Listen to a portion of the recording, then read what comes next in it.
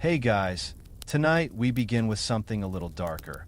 A time of opulence, competition, and a whole lot of perfume.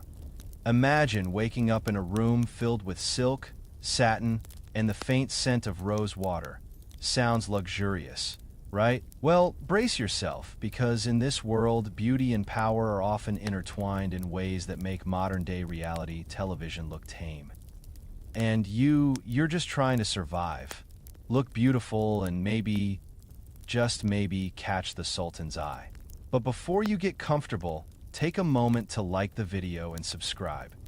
But only if you genuinely enjoy what I do here. And let me know in the comments where you are tuning in from and what time it is. It's always fascinating to see where in the world you are all coming from. Now, dim the lights. Maybe turn on a fan for that soft background hum.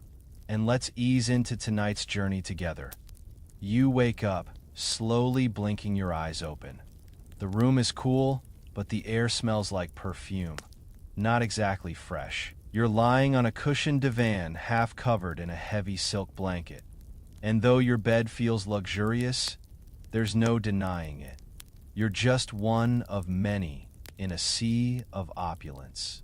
You are in the harem of the Topkapi Palace, surrounded by some 200 other women.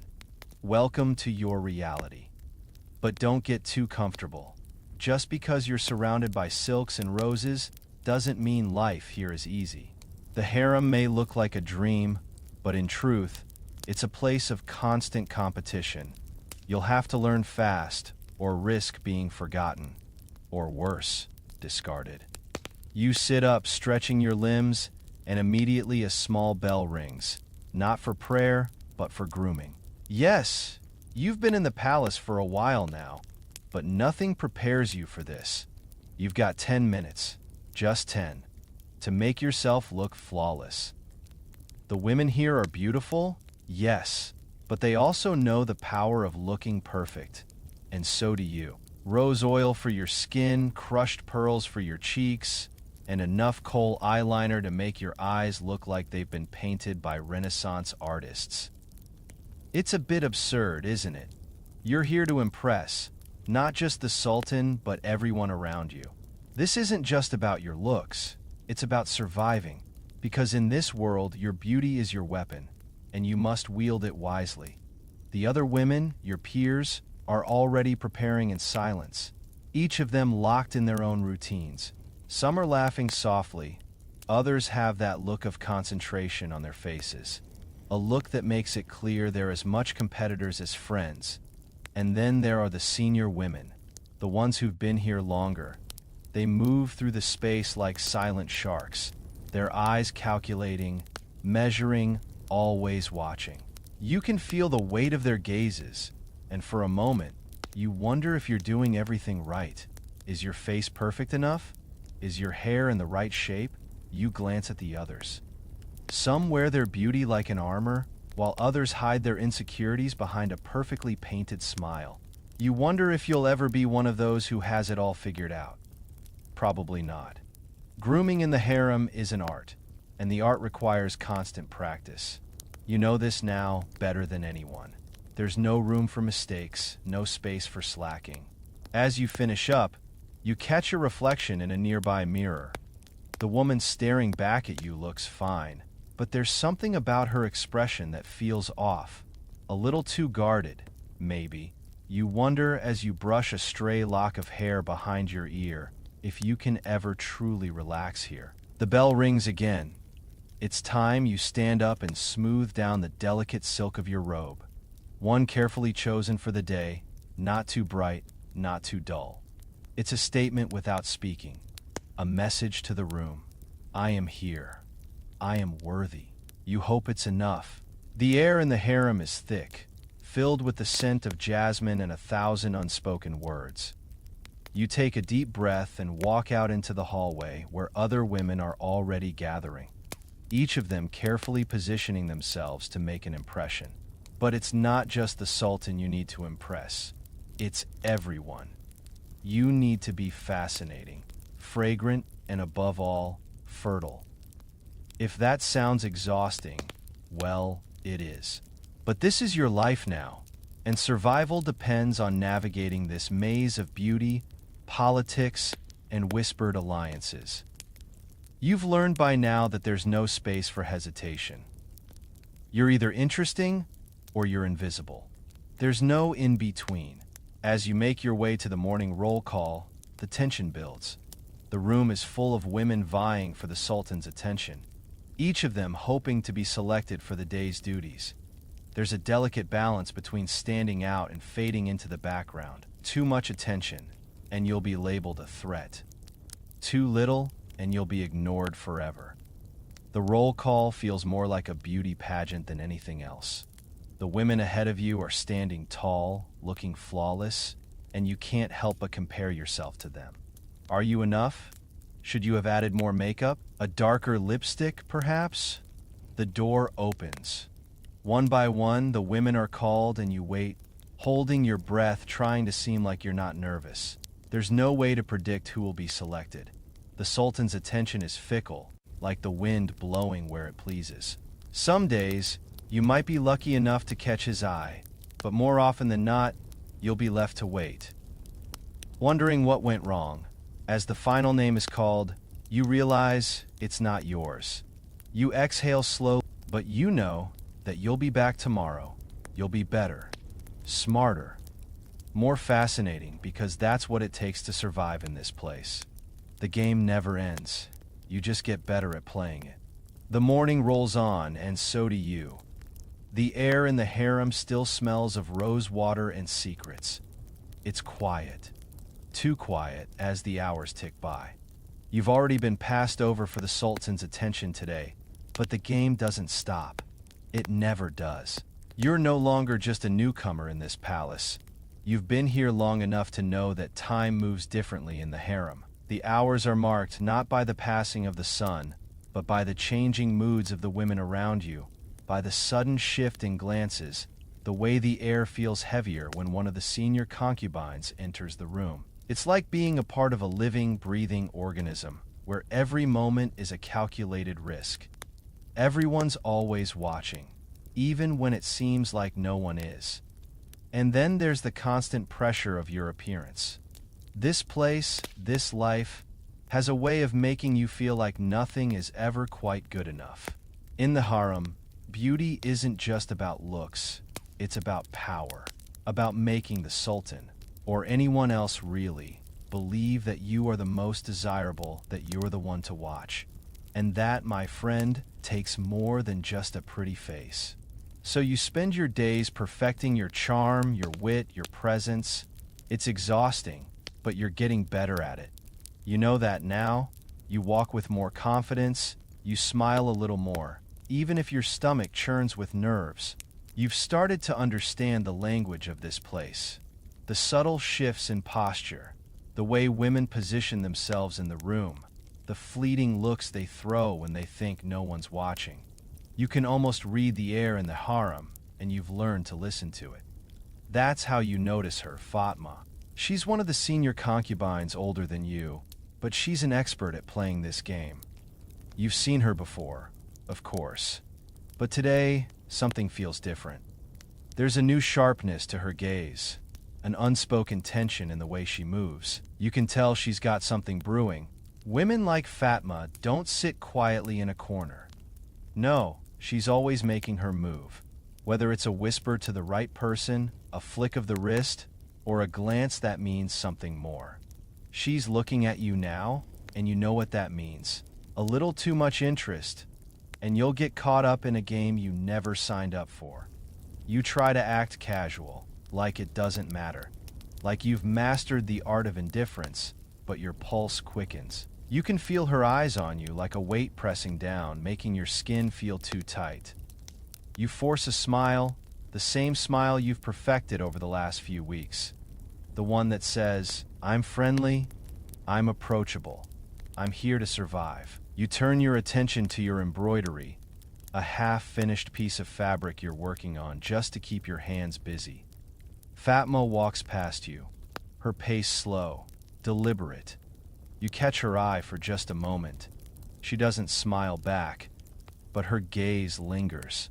And you know, instantly, that something is happening. A small betrayal, an unspoken alliance forming perhaps, or maybe she's just letting you know that she sees you.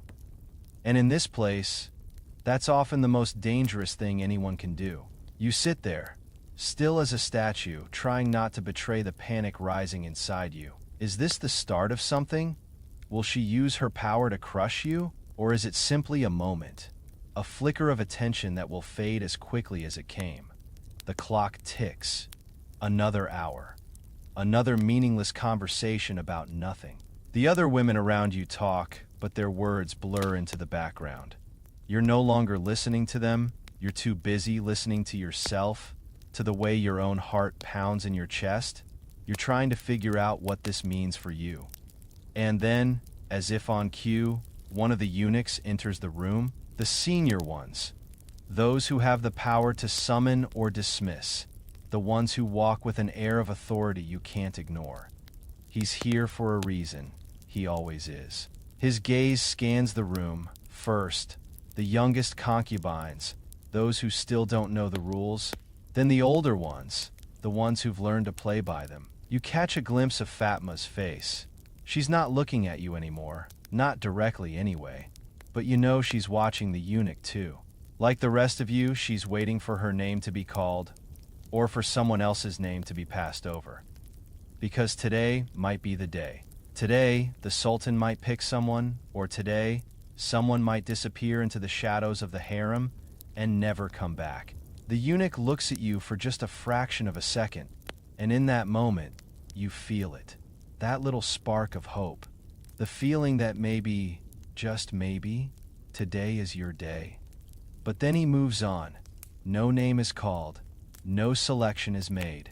The moment passes. It's not a rejection. It's just another day. Another round of being forgotten. You feel your heart sink, but only slightly. This is the rhythm of life here. You've learned to accept it. The highs, the lows, the moments when you're seen, and the moments when you're not. There's a strange kind of peace in that. As the day wears on, you slip into a routine. Lunch is quiet, an awkward affair where women pretend to be too busy to speak, and you focus on not being noticed. You talk just enough, smile just enough, laugh just enough to blend in. Because here, blending in is sometimes the best way to survive. But in the back of your mind, you know that Fatma is watching, the eunuchs are watching, the Sultan is watching. Even if he's not looking in your direction today, in this place, you're always being watched, always being measured, always being tested. And somehow, despite everything, you'll keep surviving. You'll keep playing this game, because in the harem, survival is the only victory that matters. It's early afternoon now, and the palace seems to hum with an energy that you can't quite place. The silence is thick, but there's a constant undercurrent of something. Something you can't ignore. Maybe it's the women, each of them moving with a purpose that feels almost predatory. Maybe it's the eunuchs, who are always present, always watching. Their every step a reminder that nothing here is ever truly private.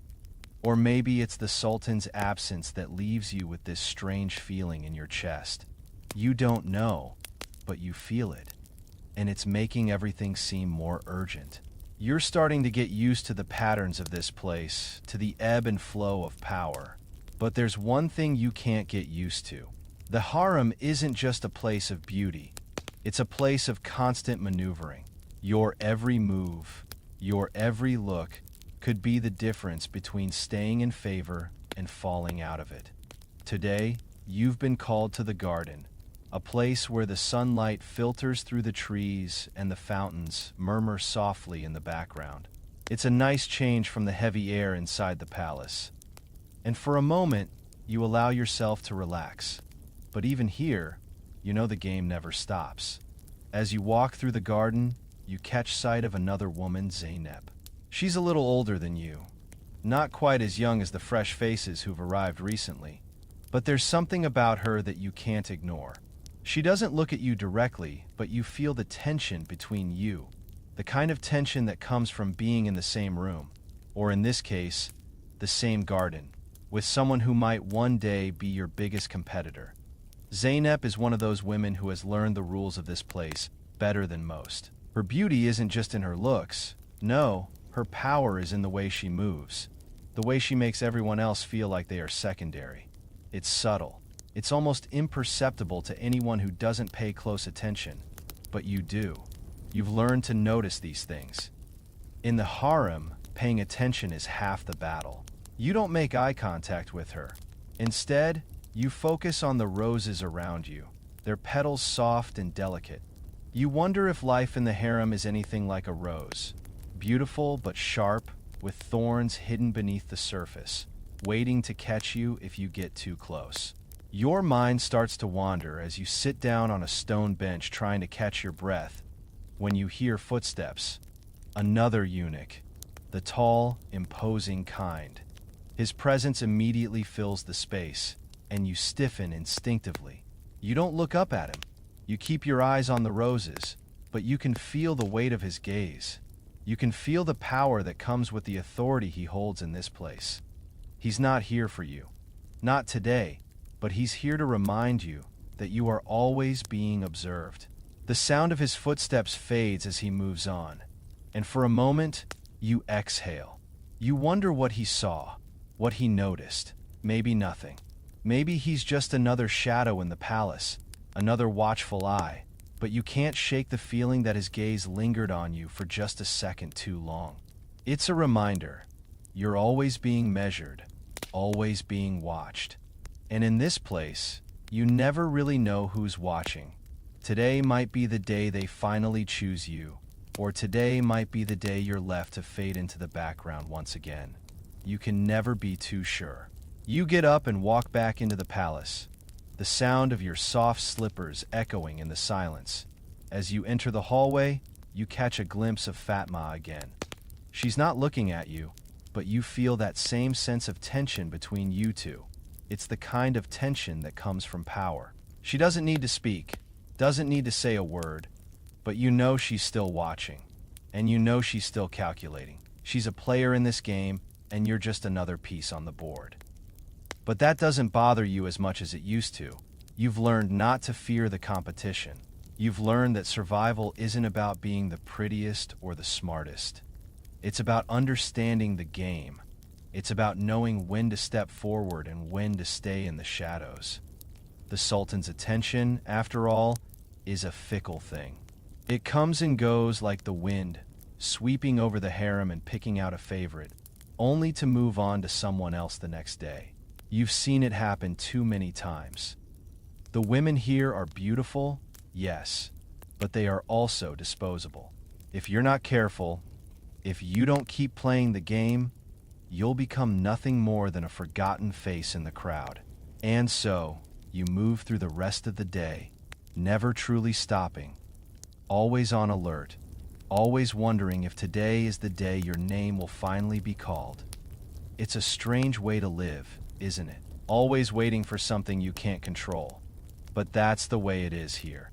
And in this place, survival is the only thing that matters.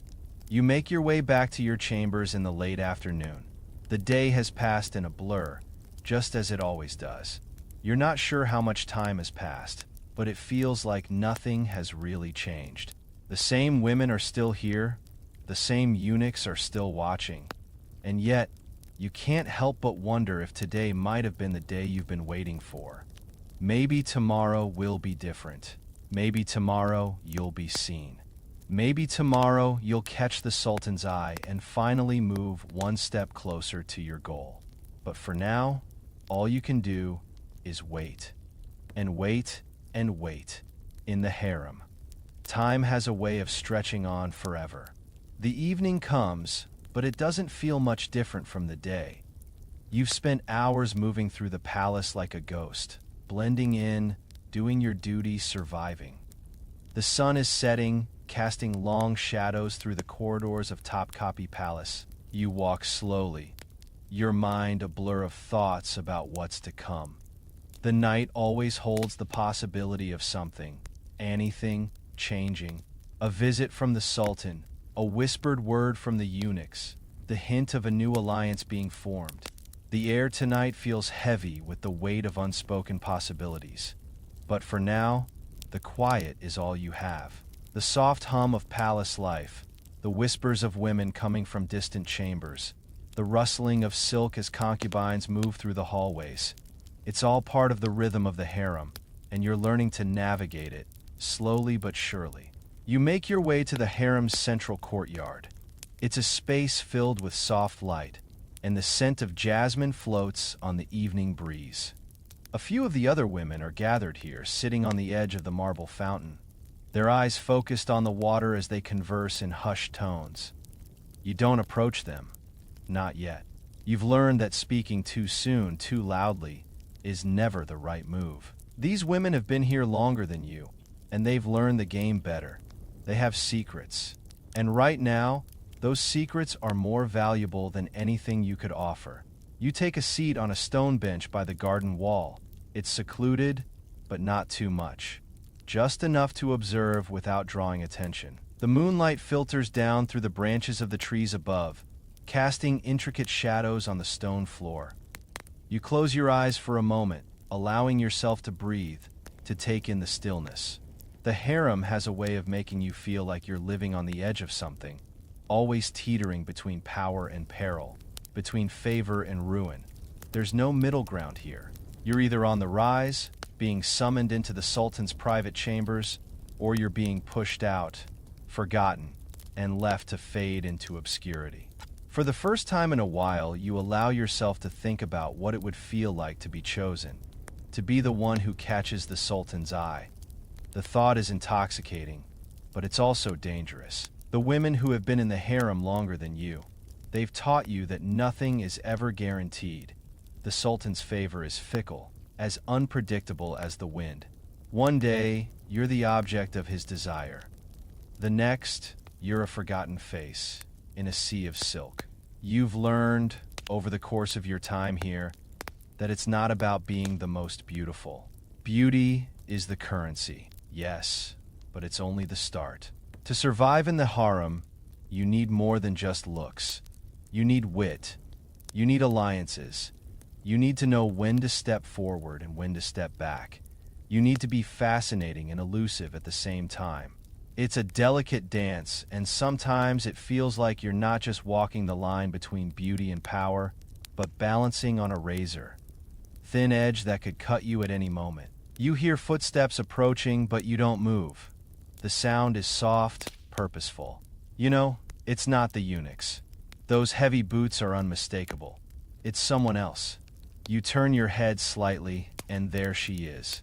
Aylin, one of the most powerful women in the harem.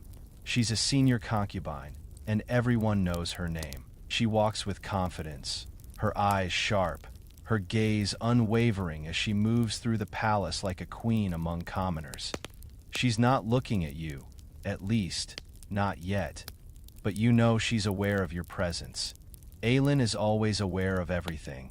It's what makes her so dangerous.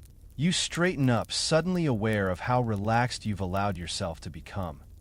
You've always heard the stories about Aylin, how she can make or break a woman's fate with a single word, how she's managed to survive in the harem for years, gaining favor with the Sultan while still keeping her rivals in check. She's not the type to let anything slide, and she certainly doesn't let anyone forget who's in control. As she passes by, she gives you a quick glance, nothing more than a passing look, but it's enough. A little too much attention, and you know what that means. She's not speaking to you, not yet. But that doesn't matter. Her gaze is enough to make you pause, to make you reconsider everything you thought you knew about your place in this palace. You're not sure if she sees something in you or if she's just sizing you up like she does with everyone else, but you feel the weight of it, the pressure of her attention.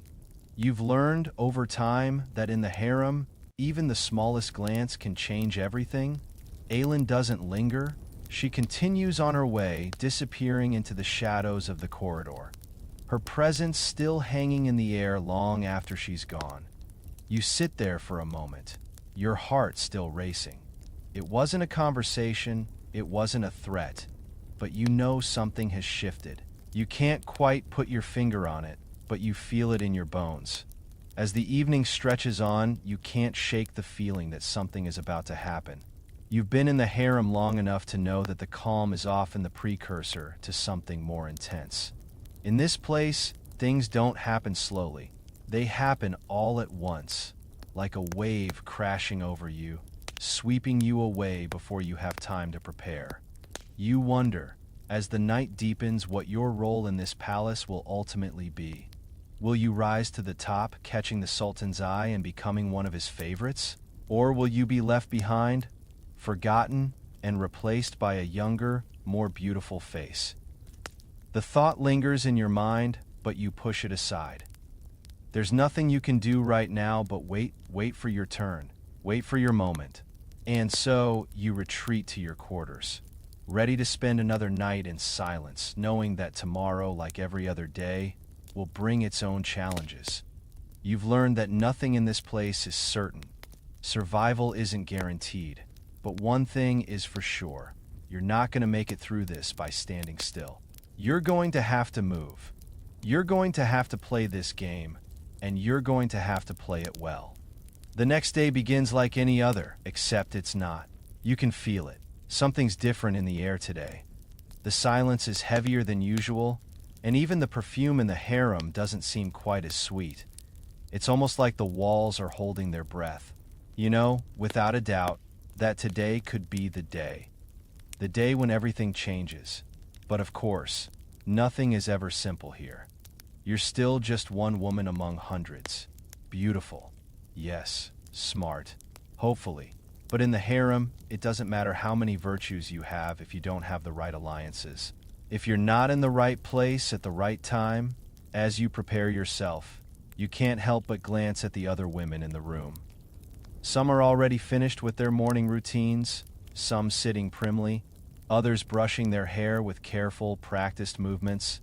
Each one of them, from the youngest to the oldest, has a purpose here. They know what they need to do to survive. And it's strange, isn't it? To be surrounded by so much beauty and yet feel this constant, gnawing sense of insecurity. You've become an expert in hiding it, of course, but it's still there. After all, this place is all about power, isn't it? And while some have it, most of us are still fighting for it. You've seen women rise and fall in the blink of an eye. One day, they're the Sultan's most favored. The next, they've been relegated to the shadows, forgotten by all, even by their closest friends. You catch a glimpse of Fatma again. She's still as poised as ever, her eyes never missing a thing. She knows what's going on in the harem, even when no one else does.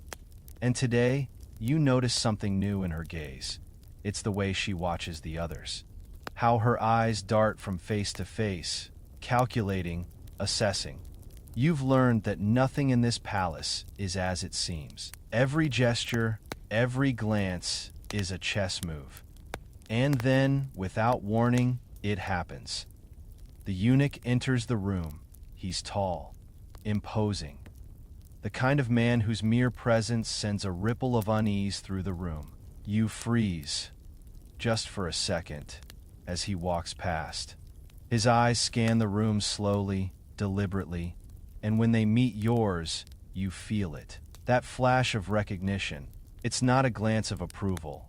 It's more like an assessment. Your heart beats a little faster, and you swallow hard. What does it mean? You don't know. But you've been in this palace long enough to understand that nothing happens by accident. The eunuchs are the Sultan's eyes and ears. If they're watching you, it's for a reason. The moment passes, and he continues on his way, but you're left wondering, was it a sign or just another game? You can't be sure, but you know you won't get any answers now.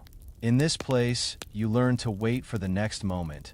You learn that the answers are never immediate. They come in pieces, like a puzzle. You're not sure you'll ever solve. The rest of the day slips by in a blur of activity. You attend lessons, you smile when you're spoken to, you keep your head down. But something has shifted. You can feel it in your bones. Fatma's not looking at you the same way anymore. The eunuch's eyes still linger in your mind, even though you can't make sense of them, and you're left wondering if today, this very day, might be the day your name is finally called. The hours drag on, stretching like taffy.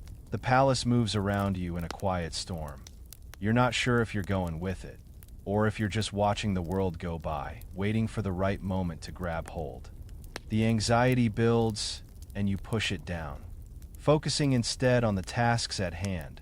But even as you smile and nod and go through the motions, you can't shake the feeling that something's about to change.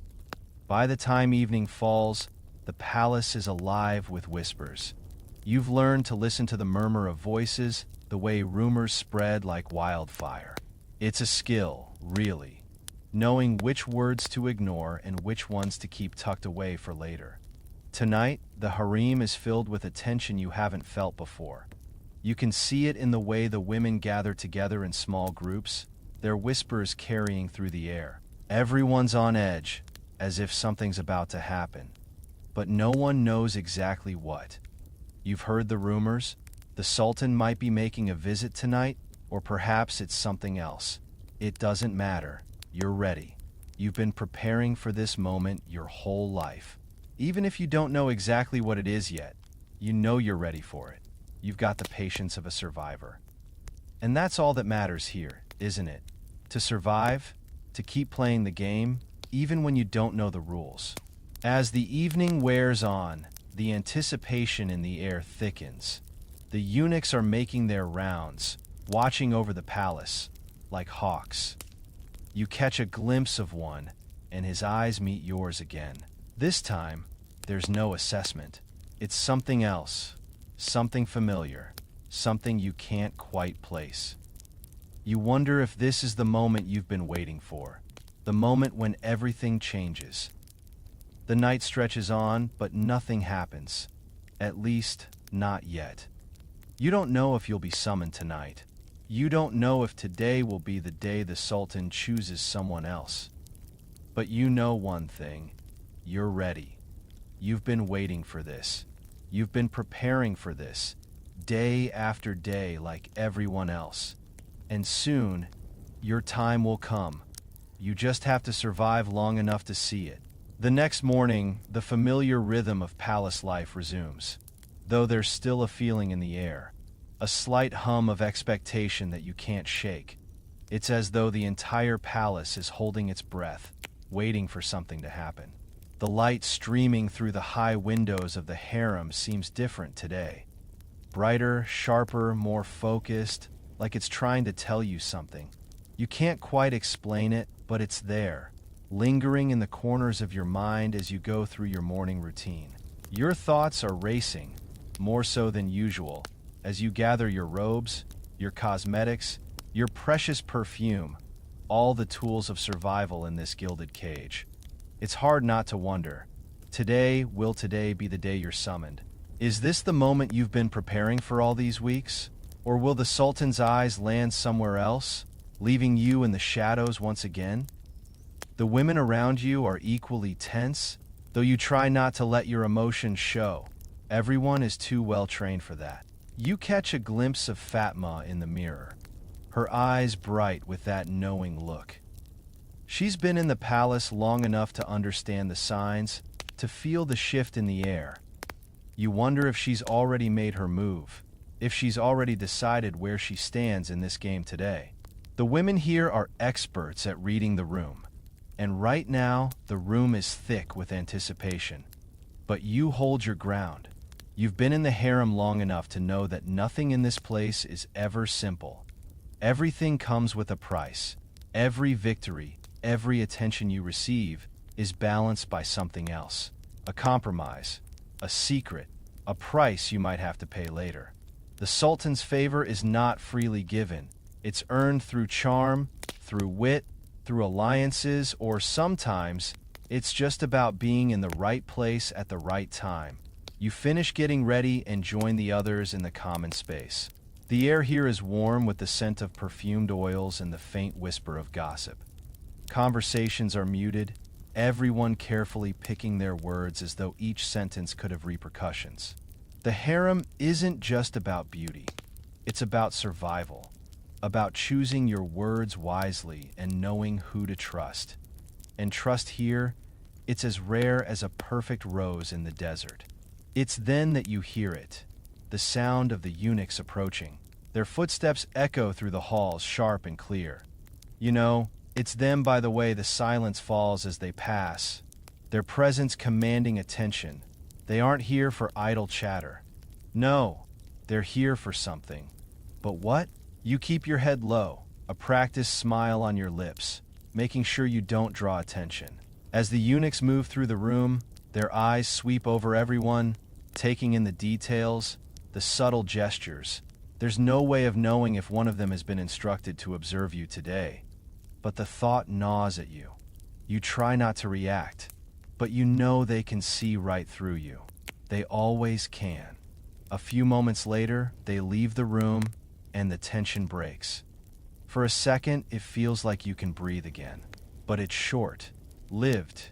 You've learned to never let your guard down completely. Not here, not in the harem. As the day progresses, you go through the motions, moving with precision, speaking when spoken to, smiling when it's necessary. You can feel the eyes on you, the younger concubines watching to see what you'll do next, the older ones calculating their next move. Everyone's playing the same game, but no one's quite sure who's winning. You're called for your lessons in the afternoon, poetry, music, and the proper way to hold a fan. They all seem so trivial, don't they? But in this world, they matter. A woman who can recite poetry and play a lute is a woman who commands attention. It's not enough to be beautiful. You have to be smart, clever, capable. And yet, as you sit through the lessons, your mind wanders. You can't help but think about the eunuchs, the way they looked at you, the way they moved through the room like they were part of the air itself. Always present, always watching, but never fully there. Is this the day? You're almost afraid to believe it, afraid to hope. Later that evening, as the sun dips below the horizon and the palace is bathed in soft golden light, you're summoned, not by the sultan, not yet, but by a eunuch. The message comes on a small silver tray, handed to you with the same impassive face you've seen 100 times before. But today, the eunuch's gaze lingers on you for a second longer, and your heart skips a beat. The note is brief, but the words are enough. The Sultan requests your presence in the hall of the concubines. Your breath catches in your throat. This is it. This could be the moment you've been waiting for. You move quickly, but not too quickly. Grace, elegance. You must show no signs of panic, no signs of rushing. The last thing you want is to appear desperate. The halls of the palace stretch ahead, long and winding, filled with the echoes of your footsteps and the soft murmur of the other women in the distance. The hall of the concubines is a large room, decorated in intricate patterns and rich colors, a place where women wait to be chosen by the Sultan. It's a place of anticipation where time moves differently. It feels like a dream. This room, but it's real, and you're about to enter it. As you step inside, the first thing you notice is the stillness. The women who've been summoned before you are standing by the windows, their heads turned just enough to show they're waiting, watching. But none of them turn to look at you. They know the rules, just like you do. You're here for a reason, and so are they. The Sultan's favor is not something to be spoken about aloud. You take your place among them, heart pounding, but face calm. You've prepared for this moment, prepared for the possibility. And now, here you are. The sound of footsteps approaches. The Sultan's presence fills the room like the very air itself. You can hear the rustle of his robes as he walks toward you, his eyes already scanning the room, taking in the women, each one a potential favorite, each one a prize waiting to be claimed. His gaze moves over the group, slowly, deliberately.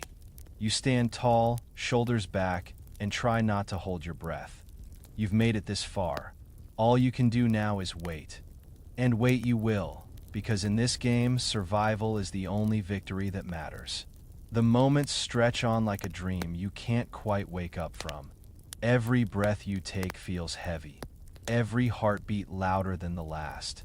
The Sultan's gaze moves over the room, and you hold yourself still, as if your body could become part of the marble beneath your feet. You can't help but wonder what he sees in you, what catches his eye in this sea of beauty and grace. You've been preparing for this moment for so long, but standing here, waiting, is far more difficult than you ever imagined. His eyes linger on you just a fraction longer than the others. You can't quite place it, but it's there. A small pause, a flicker, and then he moves on. But that pause, that brief moment when he noticed you, fills the room with something you can't name. The Sultan continues his slow inspection, his eyes grazing over each woman with the same deliberate care. You try not to let your nerves show, but inside, your stomach is tight with anxiety. What does it mean? The way he looked at you, it's impossible to tell. The game in the harem is subtle, and everything here is laced with layers of meaning. You've learned that by now. A glance can be a gesture of favor, or it can be a mark of someone to be watched more closely. You've seen it before, women who were observed but never chosen, left to wonder what went wrong. The Sultan reaches the far end of the room, his attention turning to the women gathered there. You're still left in the middle of the room, in the same spot, heart racing, waiting for something, anything. The stillness of the room begins to feel suffocating. You want to move, to shake off this paralyzing anticipation, but you know better. You stay where you are, still as a statue, not giving a hint of what's really going on inside your mind. The Sultan's voice cuts through the silence, though it's not directed at you. He's speaking to another woman, asking her a question you can't quite hear. His words are soft, smooth, too smooth, like honey dripping off a blade. It's the kind of conversation that makes you wonder what it takes to earn those words, to be the one he speaks to. You've seen this before. The way women are plucked from the crowd, the way they step forward as if nothing is at stake, when, in reality, everything is. They act calm, poised, like this is just another day, but you know better. The seconds drag. And just as the silence begins to feel unbearable, the Sultan turns his attention back to you. Your heart skips. It's impossible to keep the tremor out of your hands, but you make sure your face doesn't show it. You have to be flawless, perfect. Even in this moment of uncertainty, even as your heart beats like a drum in your chest. Come forward, the Sultan says, his voice low and commanding for a moment. You think you misheard him. Your name isn't called. It's just a command, and it's directed at you. A simple command, but it means everything. You take a deep breath, the weight of the moment settling on your shoulders. You move toward him, each step heavy with purpose. It's like walking through a fog, each footfall distant, yet more real than anything you've ever felt before. You stand before him, your hands clasped in front of you. He's standing a few feet away, but it feels like he's miles beyond you. A figure of power you can't quite touch. His eyes meet yours, and for the first time, you're not sure what to do with that gaze. You're not sure if he's appraising you, or if this is just part of some ritual you'll never fully understand. Tell me your name, he says. It's a simple request, but there's something in the way he says it that makes it feel like a test. You swallow, steadying yourself, and speak your name, carefully enunciating every syllable. You feel the eyes of the other women on you, though none of them speak. They are watching, but you are the one being examined now. Your name is no longer just a sound. It's a thing that carries weight in this moment. The Sultan nods slowly, as though he's weighing your name in his mind. The world around you seems to quiet. You almost forget to breathe. Tell me, do you think you are ready to serve me?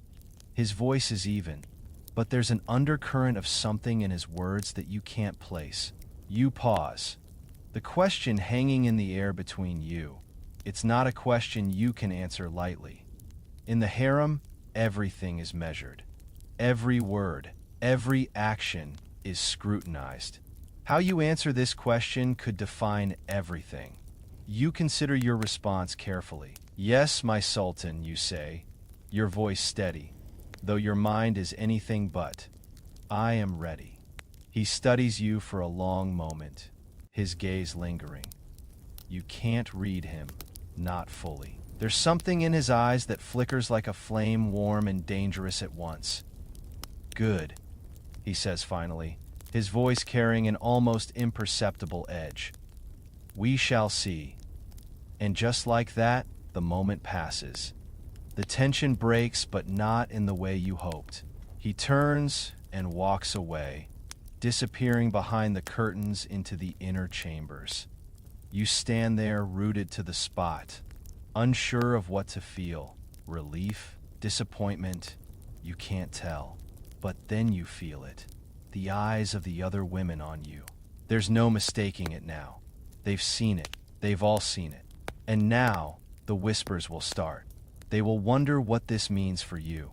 For them, the harem is a place of fragile alliances, of whispered rumors, and you've just made yourself a part of that world. The room empties quickly as the other women make their way back to their chambers. The eunuchs, too, drift away, leaving only silence behind them. And there you stand, alone in the hall of the concubines, unsure of what the future holds. But one thing is clear. You've taken the first step. You've been seen, you've been chosen, and that, in this place, is everything. The silence of the hall weighs on you, the air thick with the scent of jasmine and the unspoken tension that fills every corner of the palace. You stand there for what feels like an eternity, staring at the empty space where the Sultan stood only moments ago. His gaze still lingers in your mind, cold yet powerful, like the shadow of a figure you can't fully comprehend. You thought you were ready, but now that it's real, now that you've been chosen, what happens next? You feel an odd sense of disorientation, as though you've just stepped into a world where the rules are different, where every step you take will be under intense scrutiny. It's not enough to be beautiful or even to be charming. In this world, survival hinges on something far more complex, something you haven't fully understood yet. But you're here now, and that in itself is a victory, isn't it? At least, that's what you tell yourself as you slowly make your way back to your quarters. The palace is quieter now, the usual sounds of chatter and movement fading into the background as the night deepens. You pass the servants in the corridors, their faces downcast, moving quickly to complete their tasks. There's no one to celebrate this moment with. No applause, no fanfare. Just the quiet hum of a palace that never stops, never rests. As you enter your chamber, you take a moment to collect yourself. The weight of what just happened presses on your chest, and for the first time in a long while, you allow yourself to breathe deeply. You're not sure how long you've been holding your breath, but it feels like you've been on the edge of something for so long that you forgot what it meant to truly inhale, to simply exist without the constant pressure of expectation. The chamber feels strangely empty without the hum of voices or the quiet rustling of silk from the other women's rooms. It's just you now, alone with your thoughts trying to piece together the puzzle of what it means to be chosen. But as the minutes tick by, you realize that you don't have the answers yet. You can't afford to. The harem doesn't have room for uncertainty. It doesn't have space for hesitation. You need to act, and you need to act fast. But there's no time to dwell on what might happen next. In the harem, moments like these pass quickly, and before you know it, you'll be expected to slip back into the flow of palace life, as if nothing has changed. It's strange, isn't it? How something so monumental, being chosen by the Sultan, can feel so insignificant the moment the doors close behind you. You slip into a more comfortable robe, the silk soft against your skin, a small reminder that, at least for today, you're part of this world. But just as you settle in, a soft knock at your door catches you off guard. You rise quickly, instinctively smoothing your robe, your heart racing again, unsure of what to expect. Is it the eunuchs? One of the senior women? You open the door to find a servant standing there, holding a tray of food. Simple fare, nothing too extravagant. It's almost as though the palace knows how to keep you grounded, reminding you that even after being chosen, you are still just a woman, still expected to live within the confines of this place. The servant bows low, but you don't miss the glint in his eyes as he places the tray on the table.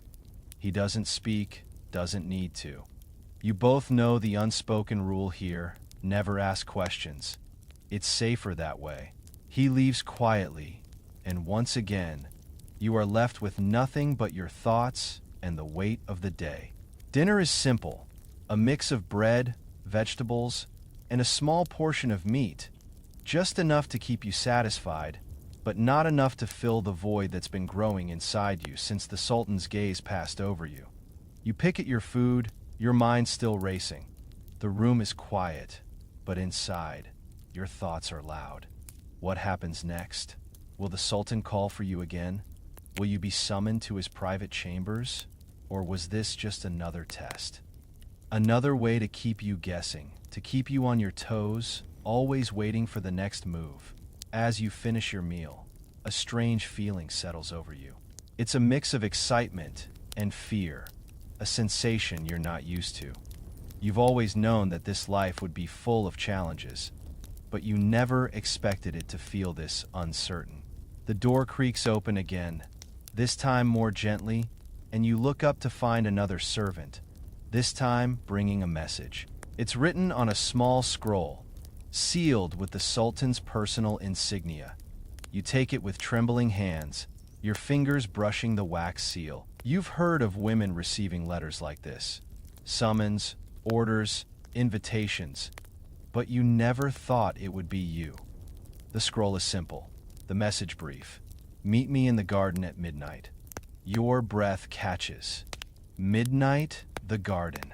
What could this mean? Is it truly a summons from the Sultan, or is it some elaborate game? You don't know, but you know one thing for sure. You can't ignore it. You can't afford to. Your mind races again, and for a moment, it feels like the world around you has stopped moving, but you know better. Time doesn't stop in the harem. The clock keeps ticking, and you must keep moving with it. You stare at the letter for a long time, as if waiting for it to reveal some hidden truth. But there's nothing. Just those words, a command, a call, a chance. You quickly fold the scroll and tuck it into your robe, your heart pounding in anticipation.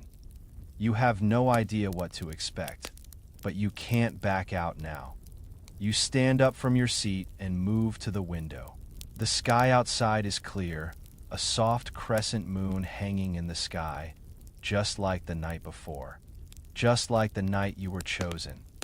The air is cool against your skin, and you feel the weight of the world pressing down on you. This could change everything, or it could be nothing. In the harem, nothing is ever certain. But you're ready. You take one last look at the room, then turn away. Your steps light as you prepare to leave. Tonight could be the beginning of something, or it could be the end of it all. Either way, you'll be there. You'll play the game, and you'll play it well. The night air is cool against your skin as you step out into the shadowed corridors of the palace. The garden awaits, as mysterious as the message that led you here. You move quickly, but with purpose. There's no time for hesitation now. Not when the Sultan himself has sent for you. Your heart beats faster with each step, the silence of the palace wrapping around you like a thick, velvet cloak. The halls are deserted at this hour, the usual murmur of palace life reduced to nothing more than distant echoes. It's a strange feeling, this solitude, and yet it makes you feel more alive than you've ever felt. The palace is asleep, and yet you know something important is unfolding right under its slumbering surface. The garden is bathed in moonlight when you arrive. the trees casting long shadows across the ground. The air is filled with the faint scent of roses and night, blooming jasmine, a fragrance you've come to associate with the more peaceful moments of palace life. But tonight, the usual calm seems out of place. There's an edge to the air, something sharp and expectant. You pause at the edge of the garden, your eyes scanning the shadows for any sign of movement. The moon hangs high above you, its pale light filtering through the branches. The fountain at the center of the garden murmurs softly, the water rippling in the stillness. But you don't hear the Sultan. You don't see anyone.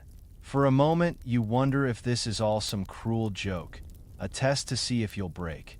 But just as doubt begins to creep into your mind, you hear it. The sound of footsteps approaching from the far side of the garden, your heart skips a beat. The figure emerges from the shadows, tall and imposing, but it's not the Sultan you see. It's one of the eunuchs, his expression unreadable as he approaches you.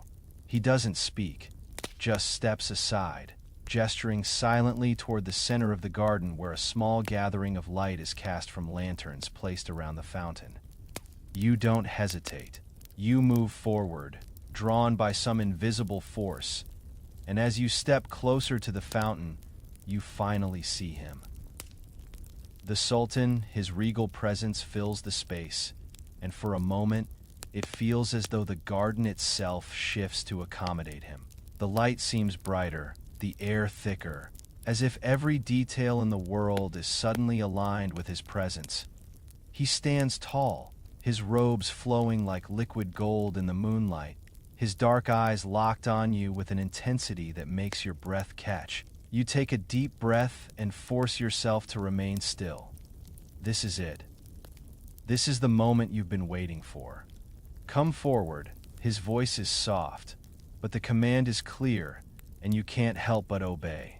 You take the final steps toward him, your body moving with a grace you didn't even know you had. Everything seems to slow, as if time itself has bent for this very moment. The Sultan watches you as you stand before him, and for a brief second, you think you see something like recognition in his eyes. "You are brave to come here tonight," he says, his voice rich with authority, but with an undertone of something else. Something softer, almost like an invitation. You lower your gaze, but you speak clearly. "I am ready, my Sultan." The words feel different on your tongue tonight, heavier than they've ever felt before. Ready for what? You still don't know, but this moment feels more like an initiation than anything else. He smiles then, a subtle curve of his lips, and for the first time, you feel a flicker of warmth from him. It's small, fleeting, but it's enough to make you wonder, what does he see in you? Is this truly an invitation to serve him, to be his chosen? Or is it just another game in the vast labyrinth of palace politics? "You have impressed me," he says, his gaze lingering on you, as though he's seeing you for the first time. "Not many women can stand in my presence without fear." It's a strange compliment, isn't it? You wonder if it's a test, some kind of evaluation to see how well you can handle the pressure.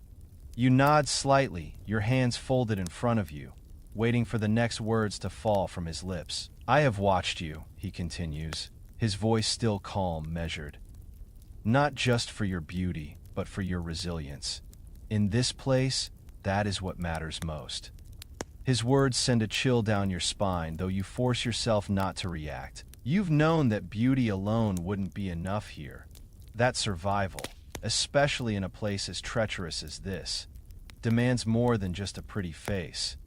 But hearing it from him, the Sultan, the one who holds the keys to this kingdom, feels like something more. It feels like an acknowledgement. You remain silent, watching him carefully as he steps closer, the lantern light casting a soft glow on his features. He doesn't look as imposing now, just a man, a ruler who's learned to wield his power with quiet precision. And you wonder, just for a moment, what it would be like to truly understand him, to see the world through his eyes. The Sultan stops just a few feet from you, his presence overwhelming in its subtlety. "I choose you," he says. And for the first time, you feel the weight of those words settle into your chest like a leaden stone. "But not just as a companion," he adds, his voice dropping, becoming more intimate. "You are to be my confidante, my partner in all things. In this palace, only a select few are chosen for such a role." Your heart races, and for a moment, you can hardly breathe. This is what you've been waiting for, isn't it? This is the moment when everything changes. The moment you've worked for, played for, survived for. You open your mouth to speak, to respond, but the words catch in your throat. How can you possibly answer? How can you possibly react to something this profound, this unexpected? But he doesn't wait for your response. His eyes flicker to the horizon, his mind seemingly elsewhere for just a moment. And then he turns away from you. "Come, we have much to discuss," he says, motioning for you to follow him as he walks back toward the heart of the palace. You don't hesitate. You follow him, your steps light but deliberate, knowing that nothing in this world will ever be the same again. You've been chosen, but now you must prove that you can live up to the weight of that choice. In the harem, everything changes in an instant, and this moment, this invitation, could either be the beginning of a new life or the end of everything you've known. For now, all you can do is follow him into the unknown. The sound of your footsteps echoes softly in the quiet halls as you follow the Sultan deeper into the palace. The soft glow of lanterns casts long shadows on the stone walls, illuminating the path before you, but also making everything around you seem like it's wrapped in a dream. You've heard stories of the inner sanctum of the palace, of the rooms and chambers that few ever see. Now, you're walking through them as though you belong here, as though you were always meant to walk this path. But every step feels like a challenge. You're not sure if you're ready for this, not sure what you're walking into. But the Sultan's presence is commanding, and you find yourself unable to turn back. He walks ahead of you with confidence, his regal robes flowing around him like water. There's a quiet authority in every movement he makes, and you can't help but wonder what lies behind the eyes of the man you've only ever seen from afar. This moment is surreal. So much of the harem life has been about trying to fit in, trying to survive unnoticed. But now, it feels like everything is shifting. The Sultan has chosen you, and now you must prove that you're worthy of that choice. He turns down a narrow corridor that you haven't seen before, the stone walls closing in around you as the space becomes more private, more intimate. You wonder if this is where he brings the few women who've gained his trust, his confidantes, the ones who hold more than just a fleeting moment of his attention. You've heard whispers, though you never really believed them, about the Sultan's private chambers, where the power dynamics shift, where the women who enter are given something much greater than just a fleeting night of favor.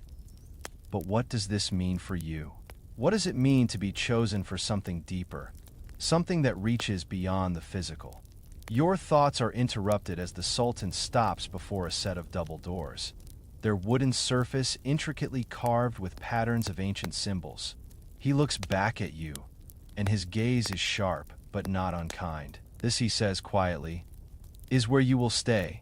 This room will be your new home." The Sultan walks up to the doors, pushing them open with a fluid motion, revealing a room unlike anything you've ever seen before. It's vast, almost as large as the Great Hall of the harem, but it's much quieter, more serene. The room is bathed in a soft golden light from the low-hanging lanterns, the shadows blending into corners where plush cushions and luxurious carpets lie in a peaceful disarray. It's a space designed for comfort, for privacy, for ease, and yet, despite the beauty of it, there's something jarring about it. You've never seen such a place reserved for just one person. The harem, with all its bustle and noise, feels far removed from this tranquility.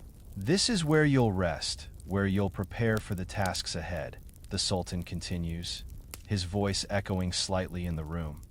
You look around, trying to take it all in, but the words keep reverberating in your mind. Tasks ahead? What tasks? He's not just asking you to serve him, is he? What does he expect from you in this secluded place? The Sultan takes a few steps deeper into the room, his back still to you. You'll be expected to keep a low profile for now. Not all will know that you've been chosen. You'll need to adjust to your new role to understand the full weight of it. You step forward, instinctively following him into the room, unsure of where to stand, unsure of how to behave. This is a strange space for you, different from the harem, different from anything you've known in this palace. It feels isolated, yet it's filled with power. He's offering you something. But what exactly is it? What is it you expect from me, my Sultan? You ask, your voice barely above a whisper. It's the question you've been holding in, the question that's been gnawing at the back of your mind since you were summoned to meet him.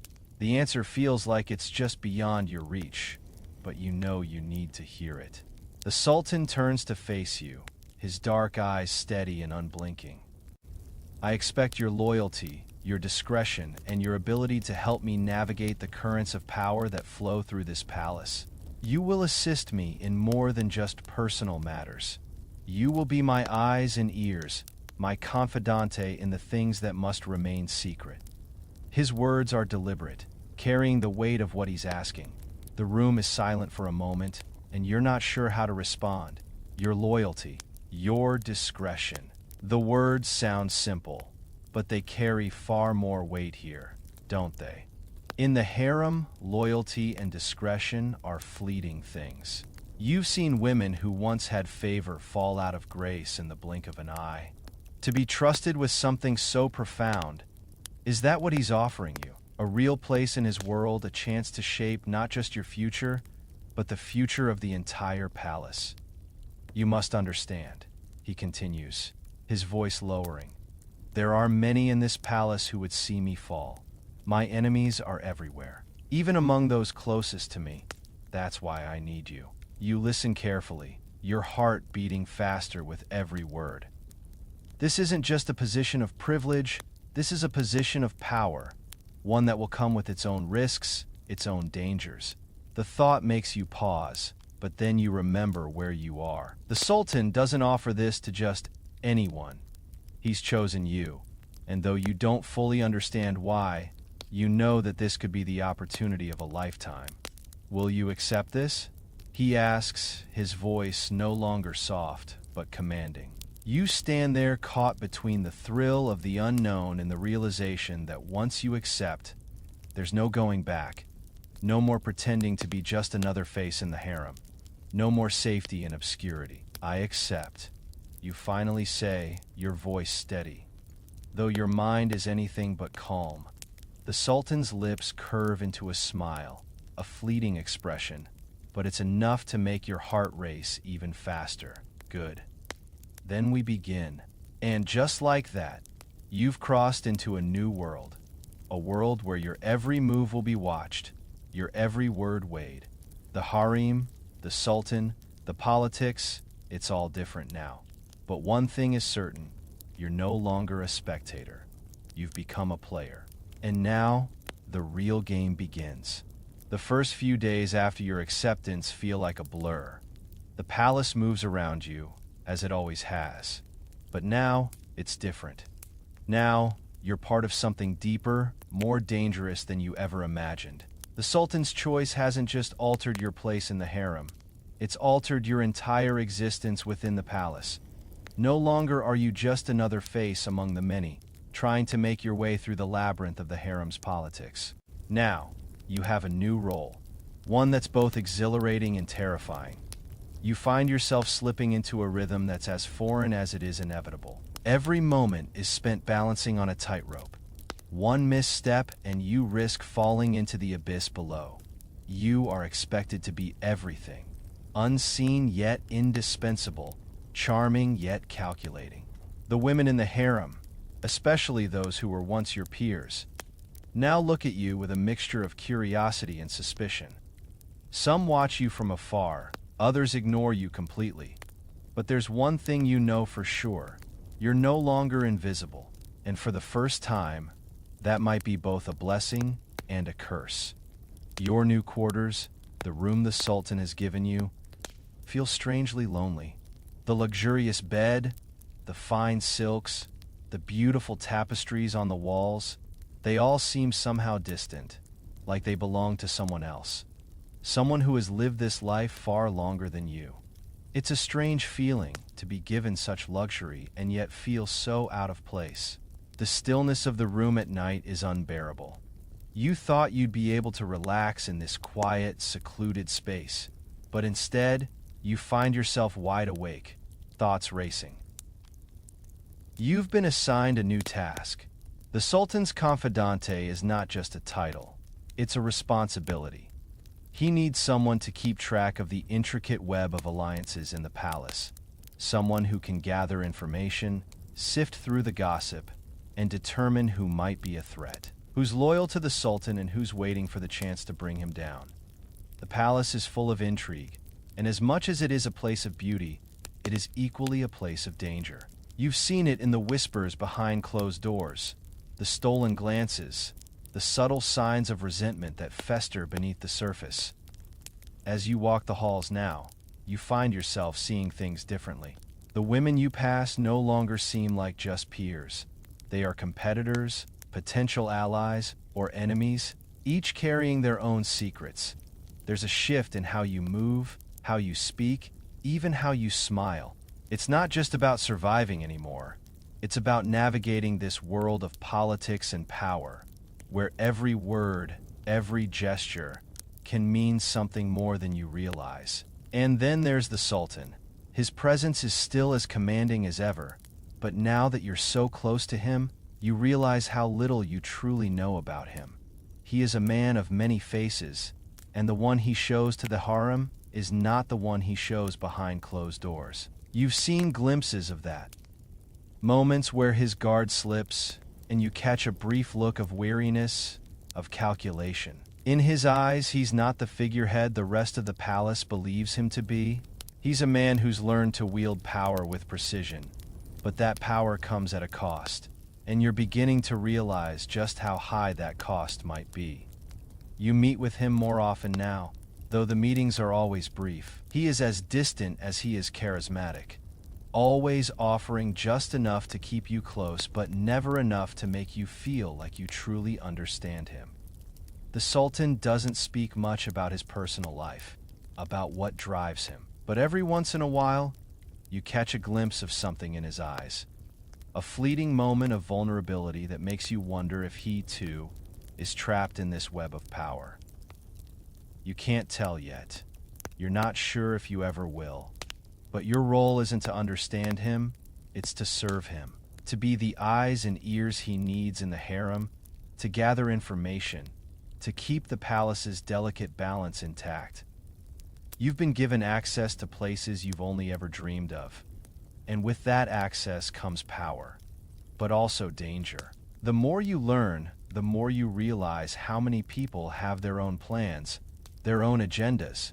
Some of them will be satisfied with a place in the Sultan's favor, but others, they want more. They want to use the Sultan, manipulate him, even betray him.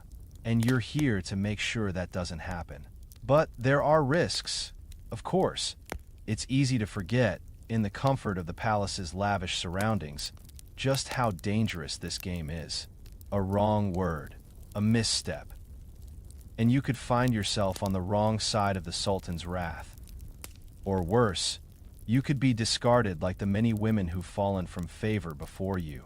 The palace has no room for mistakes, not when power is at stake.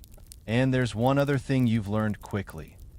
In the Sultan's world, nothing is ever what it seems. Alliances shift in the blink of an eye. The women who once appeared to be your friends can quickly become your enemies, and vice versa. One whisper in the right ear can turn everything upside down. You've been in the harem long enough to know that loyalty is fleeting. Here, survival is about reading the room, understanding the nuances of every glance and every word. You've seen how the Sultan moves his pieces on the chessboard of the palace, and now you're learning how to do the same. As the days pass, you find yourself spending more time in the Sultan's private quarters, where the weight of the world seems a little less heavy. There, you're not just another woman in the harem. You're something more. His confidante, his partner, his eyes and ears. The power in those words is intoxicating, and you can't help but feel the shift in how others perceive you. No longer are you a mere concubine, one among many. You've crossed into a new world, one where you hold something that others would kill for: the Sultan's trust. But trust, like everything else in this palace, comes with its own costs. The closer you get to the Sultan, the more you realize how high the stakes are. His world is filled with shadows, hidden alliances, secret betrayals, and the constant threat of those who wish to see him fall. And now, you're in the center of it all, expected to navigate these treacherous waters with grace, with intelligence, and with loyalty. You stand at the edge of this new life, knowing that every step forward will lead you deeper into a world of power and danger. You've been chosen, but now you must prove that you're worthy of the role the Sultan has given you. The stakes have never been higher, but you're ready. Ready to play this game, no matter the cost. And so, the game continues. As the days unfold, the palace continues to pulse with its usual rhythm, constant, unrelenting. The faint hum of activity never stops, the whispers of palace intrigue swirling like a breeze that never quite settles. But now, you're part of the current, part of the intricate dance that takes place behind the closed doors of the Sultan's world. Your role has shifted, and with that shift comes a new weight, one that you didn't expect to feel so deeply. It's the burden of being seen, the burden of being important enough to be watched. And it's a strange feeling, like being placed on a pedestal you're not entirely sure you belong on. You've found a quiet solace in your quarters, the ones the Sultan gifted you. It's strange how a space that was once filled with nothing but empty luxury now feels like your refuge. There are no grand banquets here, no whispered conversations behind closed doors. Just you, your thoughts, and the soft rustle of the wind through the window. The silence isn't something you expected to crave, but now it's a welcome reprieve from the noise of palace life. But even in this space, you can't escape the reality of what you've agreed to, what you've become. The Sultan's presence in your life is constant, though not always in the way you imagined. It's subtle, like a shadow that follows you, reminding you of your place in this world. He doesn't always seek you out, but when he does, it's with a sharpness that makes you remember why you're here. To serve him, to be more than just a concubine, to be his eyes and ears, to help him navigate the storm that is palace politics. You've started to see the palace in a new light, one that's far more dangerous than you ever realized. Every person you pass, every conversation you overhear, every smile that's directed your way is layered with meaning. Everyone here has an agenda. Everyone is playing a game, whether they admit it or not. The women who once seemed so innocent are no longer just rivals. They're potential allies or threats. The eunuchs, who once seemed so distant, are now closer than ever. And the Sultan, he's both a fortress and a fragile tower, surrounded by enemies who would see him fall. You find yourself spending more time with the Sultan now. When he does call for you, it's not just a casual request. It's a summons that feels more like a test. Each interaction, each conversation, is a chance for you to prove your loyalty, your worth. It's a delicate balance, one that requires you to remain poised, calculated, and above all, loyal. You've learned that loyalty is the currency of power in the harem, and the more you give, the more you stand to gain. But it's not always easy. You've seen what happens to those who lose favor. You've seen women discarded, forgotten, as if they never mattered. That fear, The fear of being left behind is something that haunts you more than you care to admit. Tonight, the Sultan calls for you again. The message comes swiftly, handed to you by one of the eunuchs who steps into your quarters with his usual silence. The note is brief, written in the Sultan's unmistakable handwriting. Join me in the garden at dusk. You're not sure what to expect. The last time you were summoned there, it was for a brief conversation that left you with more questions than answers. But tonight feels different. You can't explain why, but you sense a change in the air, a shift in the tone of his request. It's not casual, not like before. This time, there's a weight to it that you can't ignore. You prepare yourself, slipping into a simple but elegant robe. The palace garden, where the Sultan has often taken his favored companions, feels like another world, a secluded space away from the ever-watchful eyes of the court. You've seen the quiet beauty of the garden before, but tonight, as you step out into the soft evening light, it feels almost like a sacred space. The air is cooler now, and the scent of blooming jasmine fills the space with its heady fragrance. The shadows are long, stretching across the marble paths as you walk toward the fountain at the center of the garden. The sounds of the palace are muffled here, and the world feels smaller, more intimate. When you reach the fountain, you find him there, waiting as always, with that air of quiet authority that seems to command the very space around him. The Sultan stands with his back to you for a moment, gazing into the water, as if lost in thought. You pause, waiting for him to acknowledge your presence. It doesn't take long. He turns slowly, and as his eyes meet yours, you feel a flicker of something deep and inscrutable in his gaze. For a moment, neither of you speaks, but there's an understanding between you, an unspoken connection that has grown over the past weeks. You came, he says finally, his voice low and almost warm. It's a strange thing. Hearing that from him, he's not known for his warmth, not in the way you imagined. I am here, my Sultan, you reply, your voice steady, though inside, your heart is racing. He gestures toward the stone bench beside the fountain. Sit with me, he says, and you do. The two of you are alone here, in the cool quiet of the garden, and the silence stretches between you as if it's both a comfort and a challenge. For a moment, you wonder why he's brought you here, why this quiet, secluded space has been chosen for this meeting. But then he speaks again, his words cutting through the tension that hangs in the air. I've been watching you, he says, his voice steady. But there's something more in it tonight. I've seen how you move, how you navigate this world. You are becoming more than I thought you would, and I need someone who understands the delicate balance of power here. You sit up straighter, unsure of where this conversation is going. I understand, my Sultan. You reply, though the weight of his words begins to settle heavily in your chest. There's more to this than just loyalty. There's a deeper trust building between you, one that will carry its own burdens. You will be my right hand, he continues, his tone not commanding but definite. I need you to help me with a task that requires more than just loyalty. It requires a mind capable of seeing beyond the palace's walls. You feel your pulse quicken. What task could he be speaking of? What role does he envision for you in this delicate web of palace politics? Before you can ask, he answers your question. There are enemies at the gates, and I need to know who they are. You will move through the palace, unnoticed, and you will learn everything there is to know about those who seek to destroy what we've built. His words hit you like a wave. You've been given a role far greater than you ever imagined.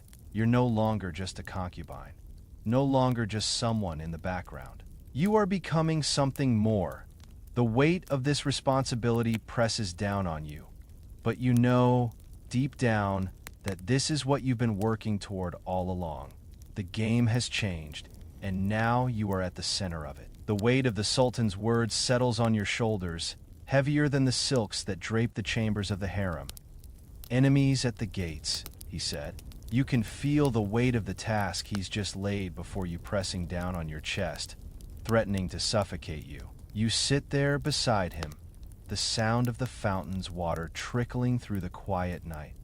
But inside, your thoughts are a whirl of confusion and anticipation. His gaze is steady, unwavering, like the calm before a storm, and you know that his words are not just a passing request. They are a command, a challenge, and now they are your reality. You've been thrust into the heart of a game you thought you understood, but now it's clear that there is far more at stake than you ever realized. I need you to gather information, the Sultan continues, his voice low but certain. The whispers in the palace are many, and I can no longer trust the eyes that have served me until now. You will move unnoticed. Talk to those who speak in shadows, those who think their secrets are safe. You nod, your heart racing as the gravity of his trust sinks in. This is no longer about winning his favor or surviving in the harem. This is about loyalty on a different scale, one that could change everything. You are not just a concubine now, but a participant in something far larger. Something that could alter the fate of the Sultan and the empire itself. How will I know where to start, you ask, your voice betraying the uncertainty you feel. How do I know who to trust? The Sultan leans back slightly, his eyes narrowing in thought. The palace is full of whispers, but not all of them are the same. You'll need to listen carefully. Pick up on the little things.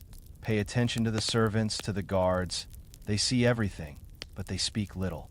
When you're in a room, watch who avoids your gaze, who doesn't speak, who is quick to offer praise and even quicker to offer criticism. You digest his words slowly, letting the weight of the task ahead settle in. It's not just about observing the surface anymore. It's about reading between the lines, understanding the hidden dynamics of power that swirl around the Sultan's court. You've learned how to survive by playing the game of beauty and charm. But now, you must play the game of secrets. And the consequences of failure are far greater. I'll find the answers you seek. You say, your voice steady despite the chaos inside you. You have to believe in your own resolve now. Have to trust that you can navigate this new world that's opened up before you. The Sultan doesn't respond immediately. Instead, he looks out over the garden, his expression distant, as if lost in thought. The silence stretches between you, and for a brief moment, you wonder what he's really thinking. What is it about you that has made him choose you for this task? Is it just your loyalty, or is there something else he sees in you? Finally, his voice breaks the silence, quiet and contemplative. The stakes are higher now for both of us. The enemies I face are not just in the palace, they are beyond these walls as well. The empire itself is at a tipping point, and I can't afford to trust anyone who doesn't understand the weight of that. The weight of that. It hangs in the air, thick and undeniable. You wonder how deep this web of intrigue runs. The Sultan's enemies, are they just courtiers vying for his favor? Or are there darker forces at play? You feel a chill crawl up your spine, a sense that the world you've entered is far more dangerous than you could ever have imagined. I understand. You say, your mind racing with questions, but knowing better than to voice them. The Sultan's trust is a rare and fragile thing, and you've been granted it, at least for now. The last thing you want is to risk losing it by showing hesitation. He looks at you now, his expression unreadable. Good. You will begin tomorrow. The palace will be your new world. Move carefully, but with purpose. I expect results. With that, the conversation ends. He doesn't say anything more, and neither do you. The two of you simply sit in the stillness of the garden for a moment, the quiet stretching out around you, as if the weight of what has been said hangs in the air. Too heavy. You stand up first, and he follows suit, his movements fluid, like the very embodiment of authority. You both begin to walk back toward the palace, and as you move through the corridors, you feel the weight of the task ahead settling deeper in your bones. This isn't just another role you're playing in the harem. This is the beginning of something far more dangerous, far more powerful. You've been entrusted with secrets, with power, and with the responsibility of navigating the treacherous waters of the palace court. The journey to uncover the truth about the Sultan's enemies won't be easy. You'll have to move quietly, slip through the shadows, gather whispers in places no one expects you to be. But for the first time, you feel a sense of purpose beyond just surviving. You are becoming something more than a face in the harem, more than a mere concubine. But with this power comes a price. You're no longer just playing the game of the harem. You've stepped into the game of empire, where every move is crucial and every mistake could cost you everything. As you approach your quarters, the familiar scent of jasmine lingers in the air, and for a fleeting moment, you feel a sense of comfort. But you know better than to let your guard down now. There's no going back. Tomorrow, the real game begins. The next day feels heavier than usual, the air thick with anticipation. The palace, once a place of beauty and quiet luxury, now seems like a labyrinth full of hidden dangers, waiting for you to make a wrong turn. The Sultan's words echo in your mind as you walk through the halls. The palace will be your new world. Move carefully, but with purpose. I expect results. You've always been careful, always watched your step. But today, the stakes are different. Today, you have a task, an important one. It's not just about surviving anymore. It's about finding the secrets that lie hidden in the shadows, beneath the polished surface of palace life. You've been granted power, but with that power comes a responsibility you're not sure you're prepared for. Still, there's no turning back now. The Sultan has placed his trust in you, and that's a rare thing. It's a privilege, but also a burden. You move through the palace like you've done 1,000 times before, but today, everything feels different. The whispers seem louder, the glances more meaningful.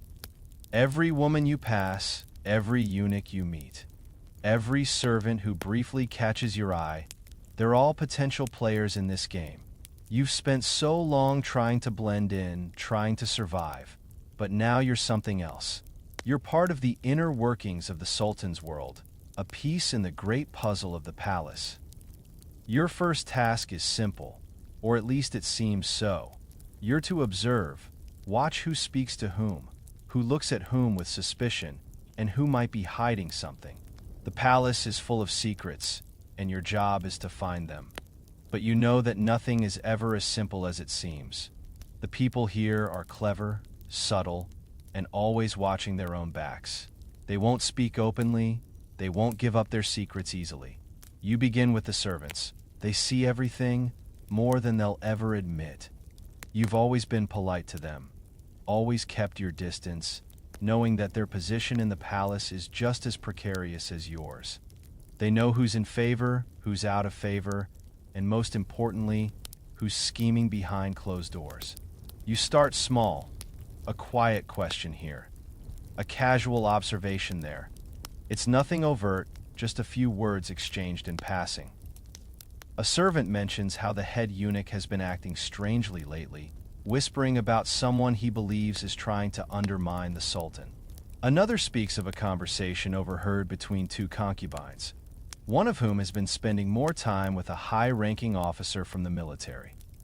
You file away each small piece of information, not sure what it means yet, but knowing that everything is important. Every detail counts. You're learning that in this game, even the smallest whispers can lead to something far greater. The Sultan has trusted you to see through the veil of palace life, to uncover the secrets that others are so careful to hide. But you also know that the more you learn, the more dangerous it becomes. The palace has its own rules, and those who break them often end up in places far darker than the shadows they tried to uncover. As the day drags on, you start to piece things together. The more you listen, the more you realize that there are people in the palace who want to see the Sultan fall. Not just disgruntled courtiers or rivals for his affection, but those with power, with influence, who want to take the empire in a different direction.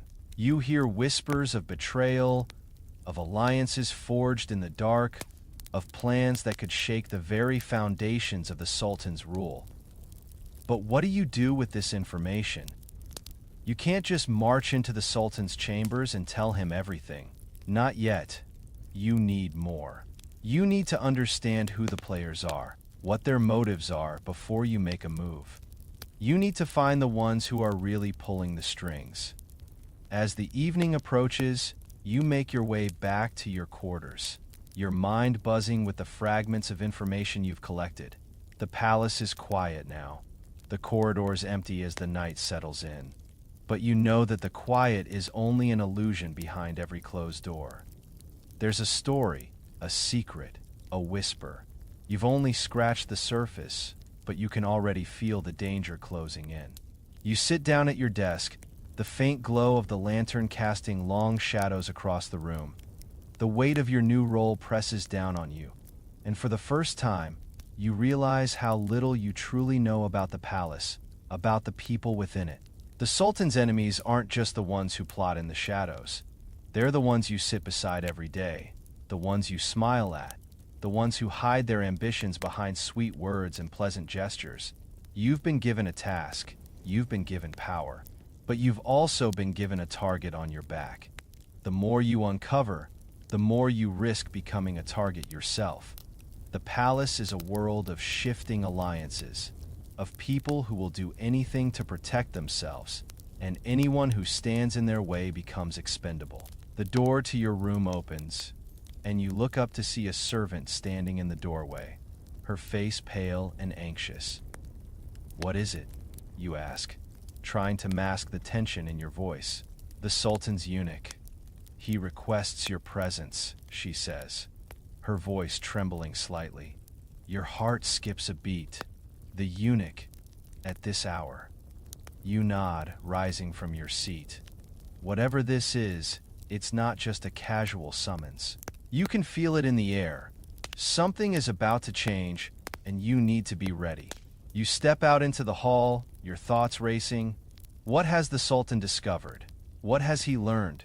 You don't know, but you know that you must face whatever comes next with the same calm composure that's gotten you this far. The game is far from over.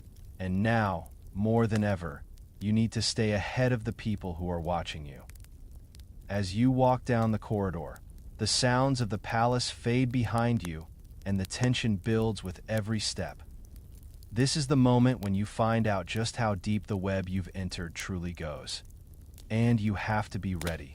The palace corridors feel different tonight, almost oppressive in their silence. The usual hum of servants and hushed conversations is absent, replaced by an eerie stillness that presses in from all sides. You've walked these halls countless times, but tonight, every step feels heavier than the last, like you're walking through the very heart of a storm that hasn't yet broken. The servant who summoned you walks briskly ahead, her footsteps quick but cautious, as though she too senses the tension in the air. The eunuch's summons is never a casual thing, and you wonder if tonight will be like all the other times you've been called to the Sultan's quarters. Brief exchanges, questions, and then back to the usual games of palace life. Or if this time will be different. You're not sure what to expect, but you know better than to show uncertainty. Not here, not now. Your mind races through the possibilities, wondering if the Sultan has uncovered something important, and what role you're about to play in it. Or perhaps it's just another task, another assignment that requires your loyalty and discretion. Either way, you know there's no turning back.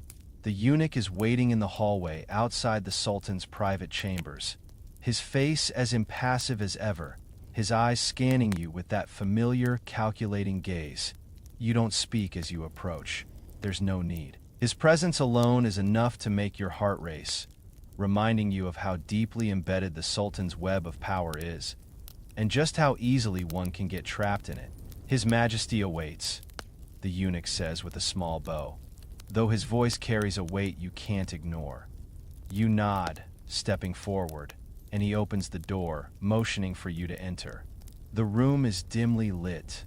the flickering light of lanterns casting shadows on the walls.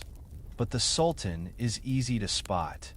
He stands near the large window, looking out over the gardens below, his posture regal, yet somehow weary. There's a weariness about him that you've seen before, the kind that comes from ruling an empire built on secrecy and power. It's not something he shows often, but tonight, it's evident. The faint lines on his face seem deeper than usual, the weight of the crown heavier than you've ever seen.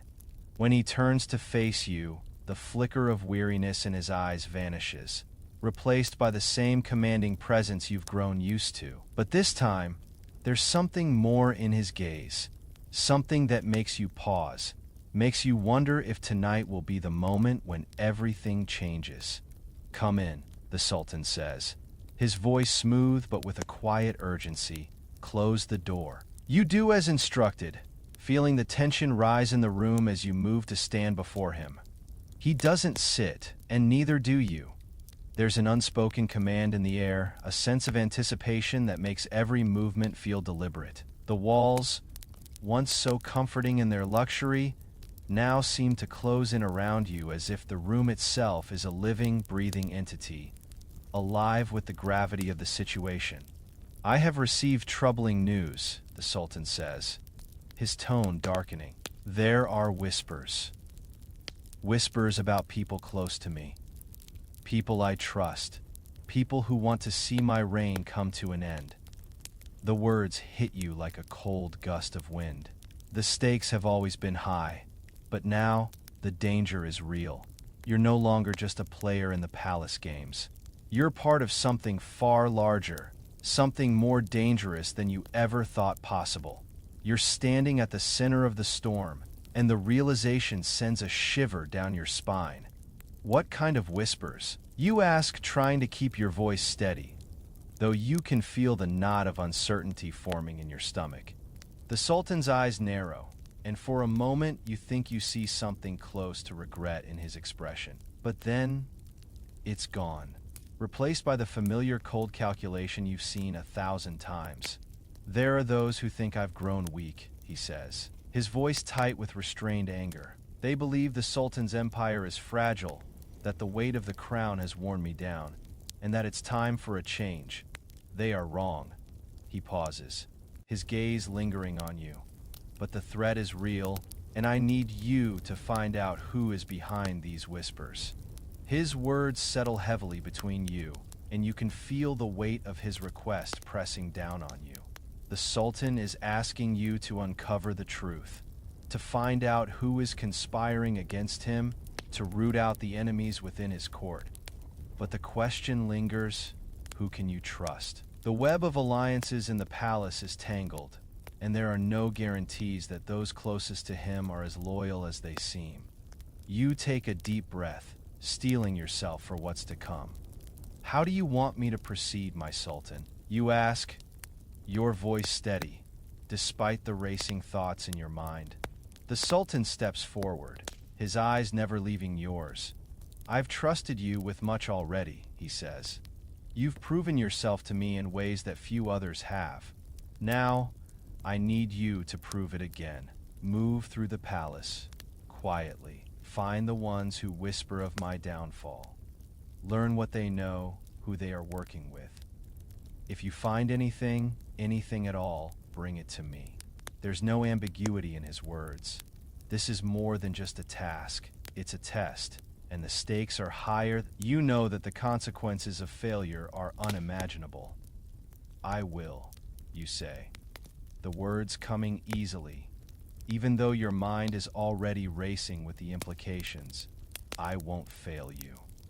The Sultan's gaze softens, but only slightly. "I know you won't," he says, and for the first time you sense a hint of warmth in his voice. Something rare, something genuine. "Go now. Time is of the essence." With that, you bow low, your heart pounding in your chest as you turn to leave.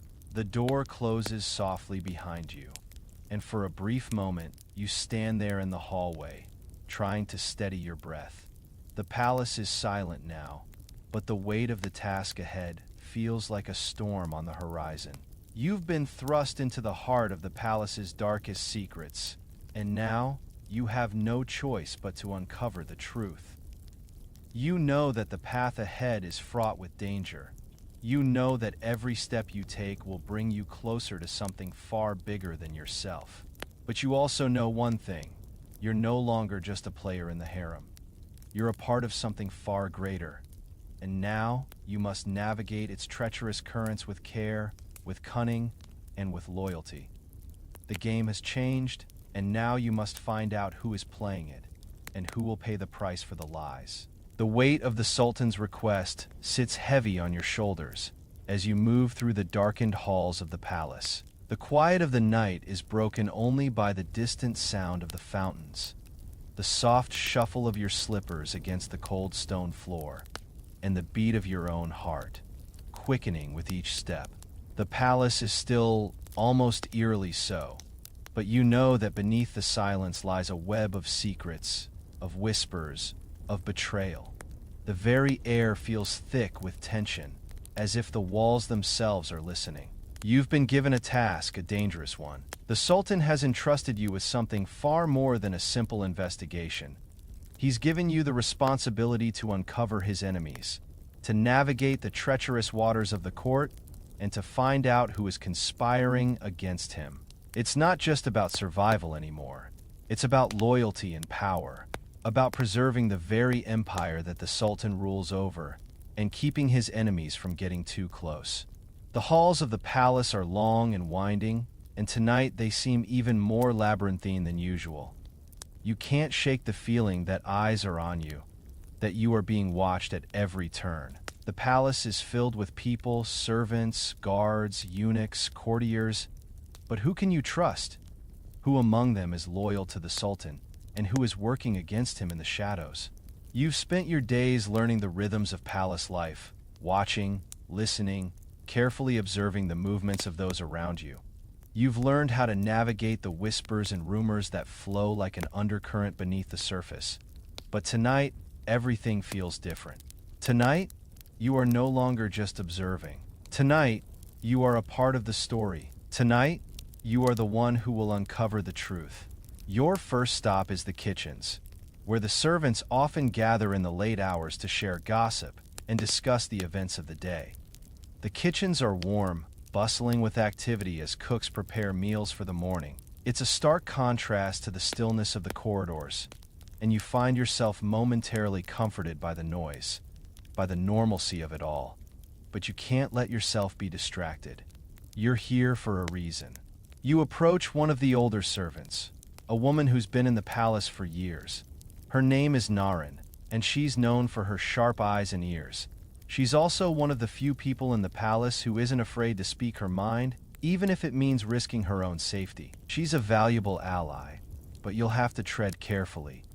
You don't know where her loyalties lie, and in this place, trust is a rare commodity. She looks up from the pot she's stirring, her dark eyes narrowing slightly. She's been watching you for some time. You can tell she's not fooled by your polite demeanor. Not anymore, but there's something about the way you speak to her. Something that makes her pause. "You need my help?" she asks, raising an eyebrow. "What's this about then?" You lean in slightly, lowering your voice. "I've heard things, whispers about the Sultan, about plans that could threaten everything." Her gaze sharpens, and for a moment, you wonder if she'll turn you away.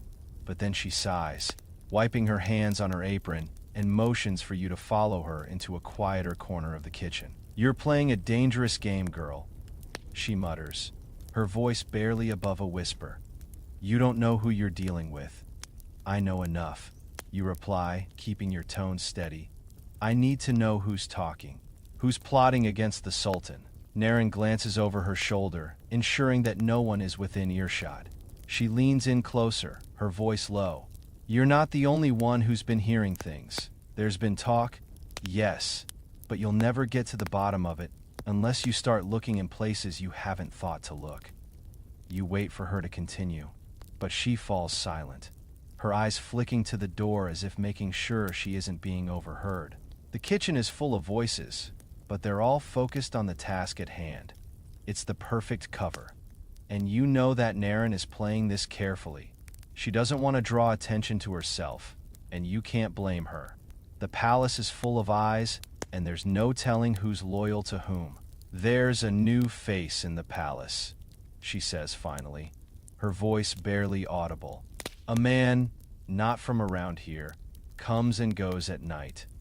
No one knows exactly who he is, but he's been spending time with some of the higher-ranking officers, and I've heard rumors that he's not just some lowly soldier. You lean in closer, intrigued. What kind of rumors? Rumors about loyalty, Naren whispers, her voice tense. Rumors about the Sultan's trust. This man, he's been seen in the company of those who want to see the Sultan overthrown. I don't know much more, but you need to find out who he is. You nod slowly, taking in the information. A new face in the palace, someone with connections to the officers. This could be the lead you've been looking for. The more you learn, the more you realize just how deep the intrigue goes. There are enemies everywhere, hiding in plain sight, and it's your job to uncover them. But this man, whoever he is, could be the key to unraveling the web of conspiracies that threatens the Sultan's rule. Thank you, you say softly, nodding in appreciation. I'll find out more. Naren gives you a hard look, her expression serious. Be careful, girl. The palace is a dangerous place. Not everyone who smiles at you is your friend. With that, she turns back to her work.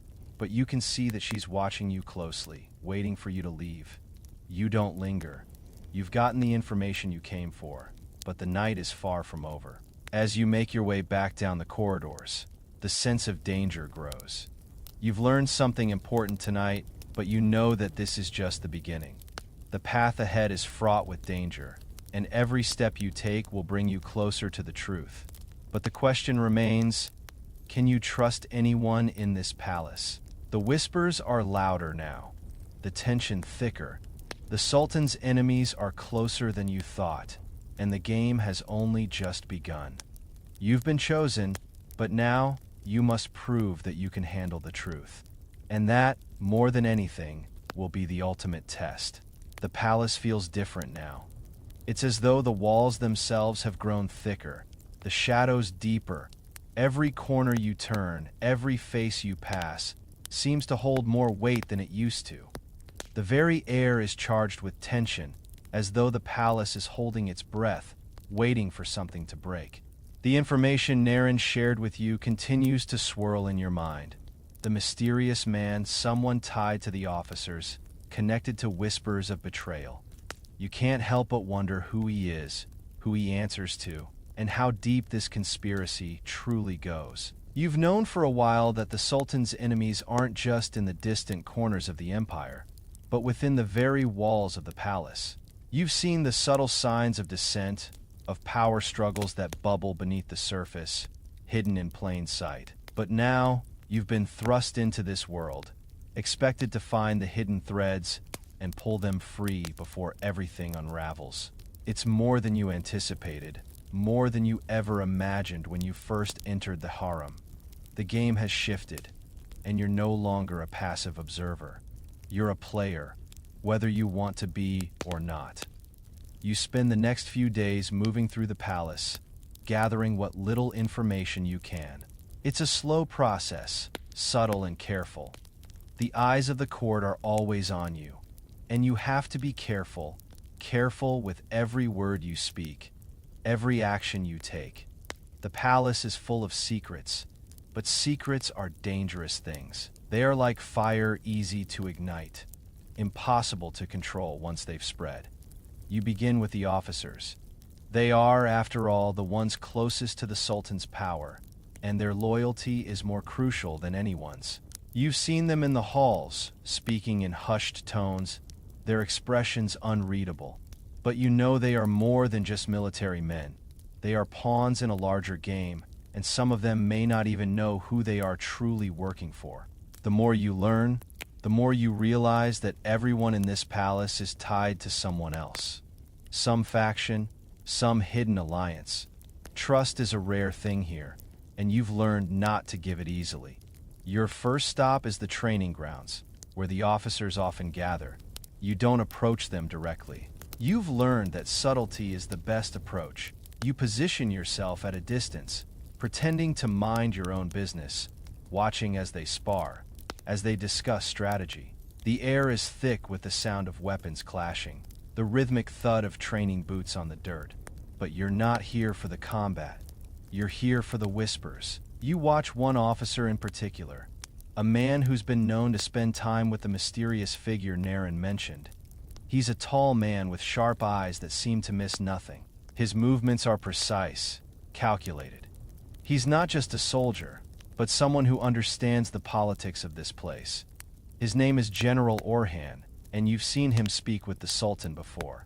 He's one of the most trusted military minds in the palace, but there's something about him that doesn't sit right. His loyalty is unwavering, but to whom? And why does he seem to be in the company of people who don't belong in the Sultan's inner circle? You approach him, keeping your movements slow and deliberate. You offer a polite smile, a small nod of respect. "General Orhan," you say, your voice soft but clear. "I hope I'm not disturbing you." He looks up, his expression guarded but polite. "Not at all," he replies, his voice steady. "What brings you here, my lady?" You tilt your head slightly, feigning interest in the practice session taking place behind him. "I was just admiring your skills. The training grounds always seem so full of energy." You allow your gaze to linger on the men sparring, letting the conversation flow naturally. "But it's not just the men who need training, is it? Even those of us in the harem must learn the ways of power, how to move with the current." He seems to relax slightly at your words, his eyes scanning the ground as though considering something. Then, without warning, he speaks in a lower voice, almost as if he's testing you. "Power is a tricky thing," he says quietly. "It can be held by one hand, but it's often taken by many." He looks up at you then, his gaze sharp, almost challenging. "And sometimes, the ones who are closest to power are the ones who will betray you first." The words hang in the air like a spark in dry grass. You keep your expression neutral, but inside, you feel the weight of what he's just implied. Betrayal is something you've heard whispers of, but hearing it from someone like General Orhan makes it all the more real. Is he speaking from experience, or is this just part of the palace's twisted game?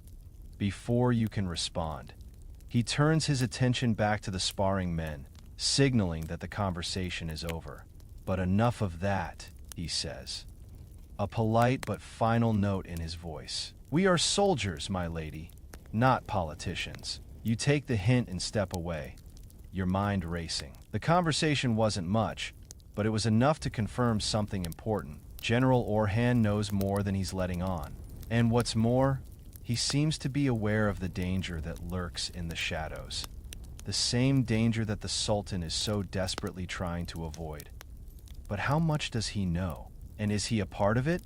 Or is he merely a pawn caught in a game he didn't sign up for? The questions linger in your mind as you leave the training grounds, your heart pounding with the realization that you're getting closer to the truth. But each step forward also brings you closer to the danger that lies ahead.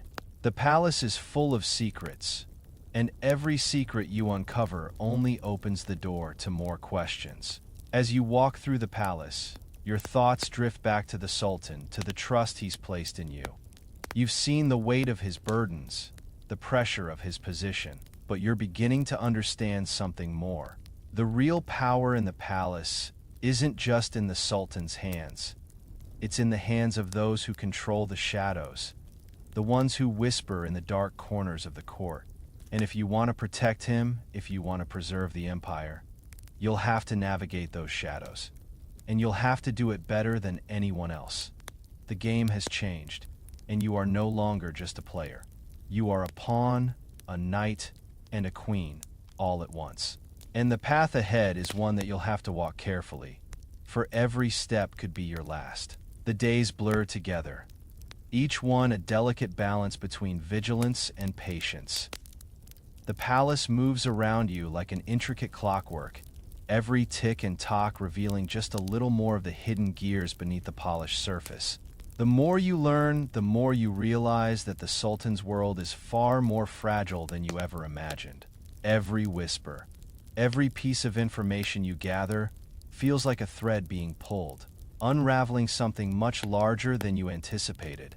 Your conversations with the servants and officers have revealed pieces of the puzzle, but they are just that. Fragments. The pieces don't fit together yet, and you can't shake the feeling that there's something missing. You know that General Orhan is tied to something bigger, that his cryptic words about betrayal hold more truth than he's willing to admit. But you still don't know who's behind the whispers, who stands in the shadows, ready to strike. You've learned not to rush these things. In the palace, information doesn't come quickly. It drips. One word at a time, and you must be patient. Watching for patterns, waiting for something to fall into place. You've always been good at listening, at reading people, and now it's more important than ever.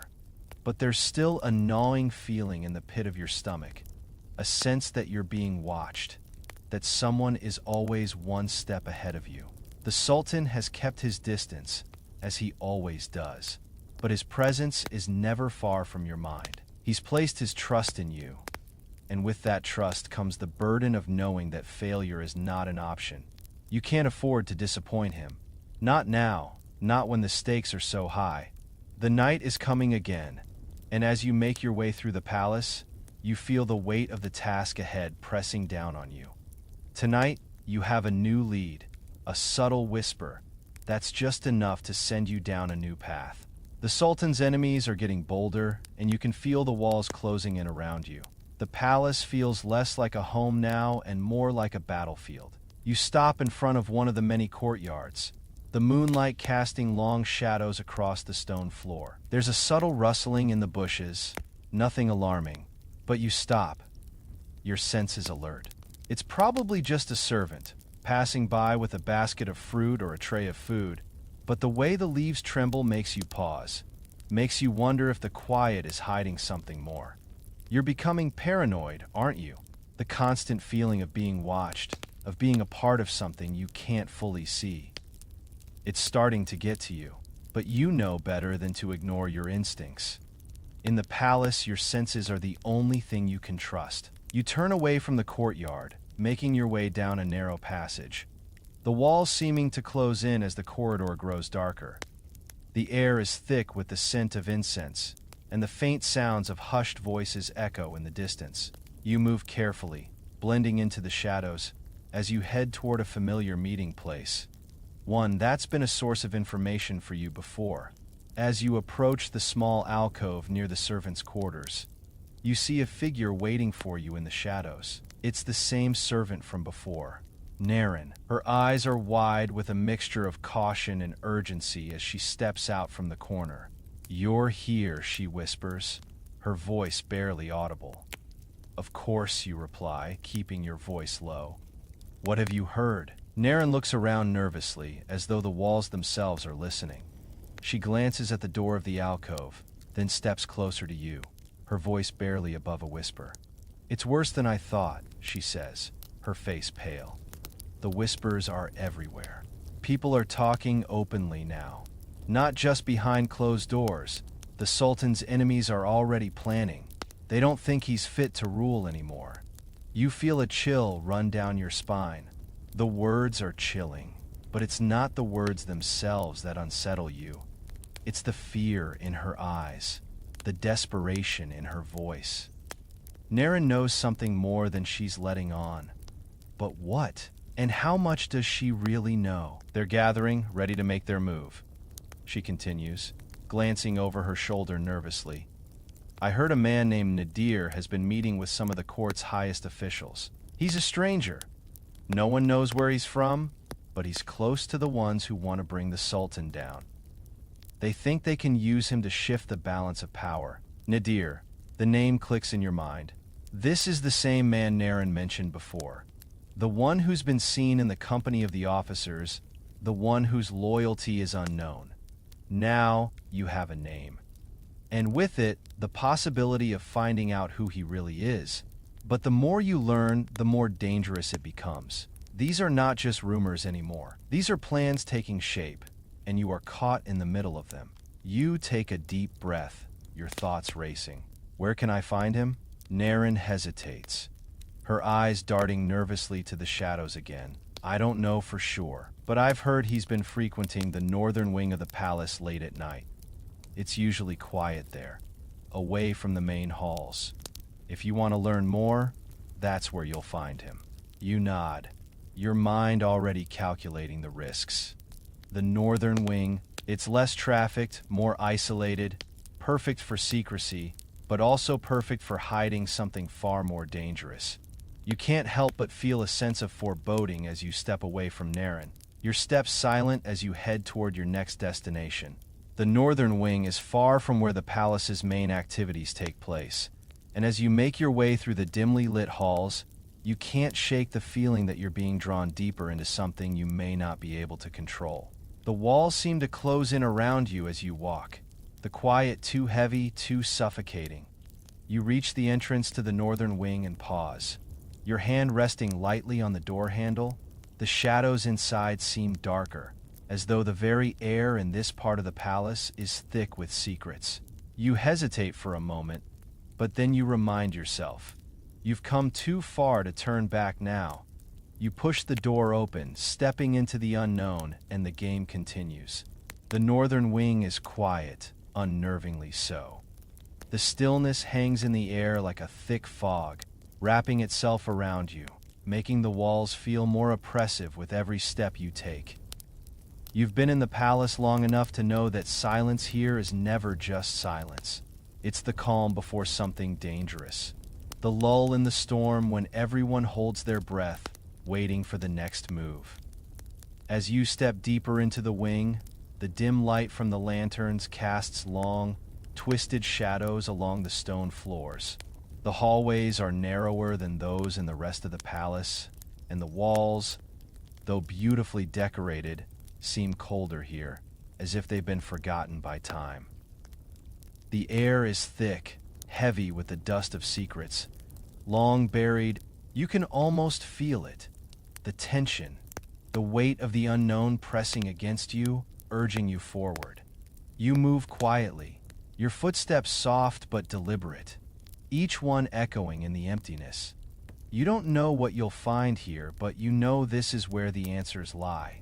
Naren's warning echoes in your mind. Nadir has been here, and so have the enemies of the Sultan. You round a corner and stop. Your heart skipping a beat there. At the far end of the corridor, you spot a figure.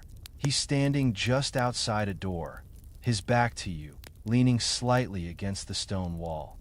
The low light catches the edges of his features, but you can't make out his face. Still, something about him seems off. His posture, the way he moves. It's deliberate, careful. He's waiting for something, or someone. You step back, pressing yourself against the stone wall, holding your breath, trying to make yourself as small as possible. This is it. You've found him, Nadir. But now the real question is, what do you do next? You've come this far, and you know that hesitation could mean everything. This is the man whose name has been whispered in the dark corners of the palace, whose actions are tied to the very conspiracy you've been trying to uncover. He's the key, and right now, you have to decide whether you'll approach him, confront him, or wait for him to reveal more. But you're running out of time. The longer you wait, the more likely it is that someone will notice your presence, and in this part of the palace, that could be dangerous. You've learned enough already to know that secrets have a way of revealing themselves, sometimes too quickly. You take a deep breath, steadying yourself, and push off from the wall. Every step forward feels calculated, measured. You're no longer the woman who hides in the shadows waiting to be noticed. No, tonight, you're the one who moves through the palace unnoticed, gathering information for the Sultan. You know this game, and tonight, you will play it to win. You move closer to Nadir, making sure your steps are quiet, deliberate. As you approach, you can hear him muttering softly to himself, though you can't make out the words. It's almost as if he's rehearsing something, preparing himself for an encounter. The closer you get, the more you realize how alone he is. There are no guards, no servants in sight. It's just him and you. You step forward. But before you can say a word, he turns sharply, as though he sensed your presence. His eyes meet yours, and for a brief moment, there's a flicker of recognition, but it's gone in an instant. He looks you up and down, his gaze assessing, calculating. "Well," he says, his voice low and smooth, "I didn't expect company tonight." You stand tall, your heart racing, but your voice remains steady. "I could say the same about you." He smiles, but it's not a friendly smile. It's cold, predatory, as if he's sizing you up for a reason he's not yet willing to share. "Are you lost?" he asks, his eyes narrowing. You shake your head slowly. "I know exactly where I am." He tilts his head, intrigued, but he doesn't step closer. Instead, he leans back against the wall, crossing his arms over his chest. His expression unreadable, curious. Most people who wander around this part of the palace at this hour are either too bold or too stupid to realize they're out of their depth. You step forward, closing the distance between you and you. "What are you doing here?" He chuckles softly, the sound dark and unsettling. "What am I doing here? You'll have to ask someone else about that. I'm just a visitor, though not the kind you usually see in the Sultan's halls." His smile widens slightly, and you feel a chill crawl down your spine. There's something about him, something in his eyes, that doesn't sit right. He knows too much. He's too calm, too comfortable in the shadows. "I've heard whispers about you," you say, keeping your tone casual, though your mind is racing. A new face in the palace, spending time with some of the Sultan's closest officers. "What's your real role here, Nadir?" He laughs again, but this time it's a short, humorless sound. "Ah, so you've been listening to the whispers too? The palace is full of them, isn't it? Stories, rumors, lies, all swirling around, all making people believe they know what's going on. But I don't think you know what's really happening here, do you?" You meet his gaze, unflinching. "I know enough." He steps closer now, his voice dropping lower, almost a whisper. "Then you should be careful, my dear. Some things are better left unknown. Some things," he pauses, his eyes darkening, "are far more dangerous than you can imagine." His words hang in the air like a warning, a promise, a threat. But it's not just what he's saying that's unsettling. It's the way he says it, the way his eyes gleam with something darker than you can place. The longer you stand there, the more you realize just how deep this web of intrigue goes.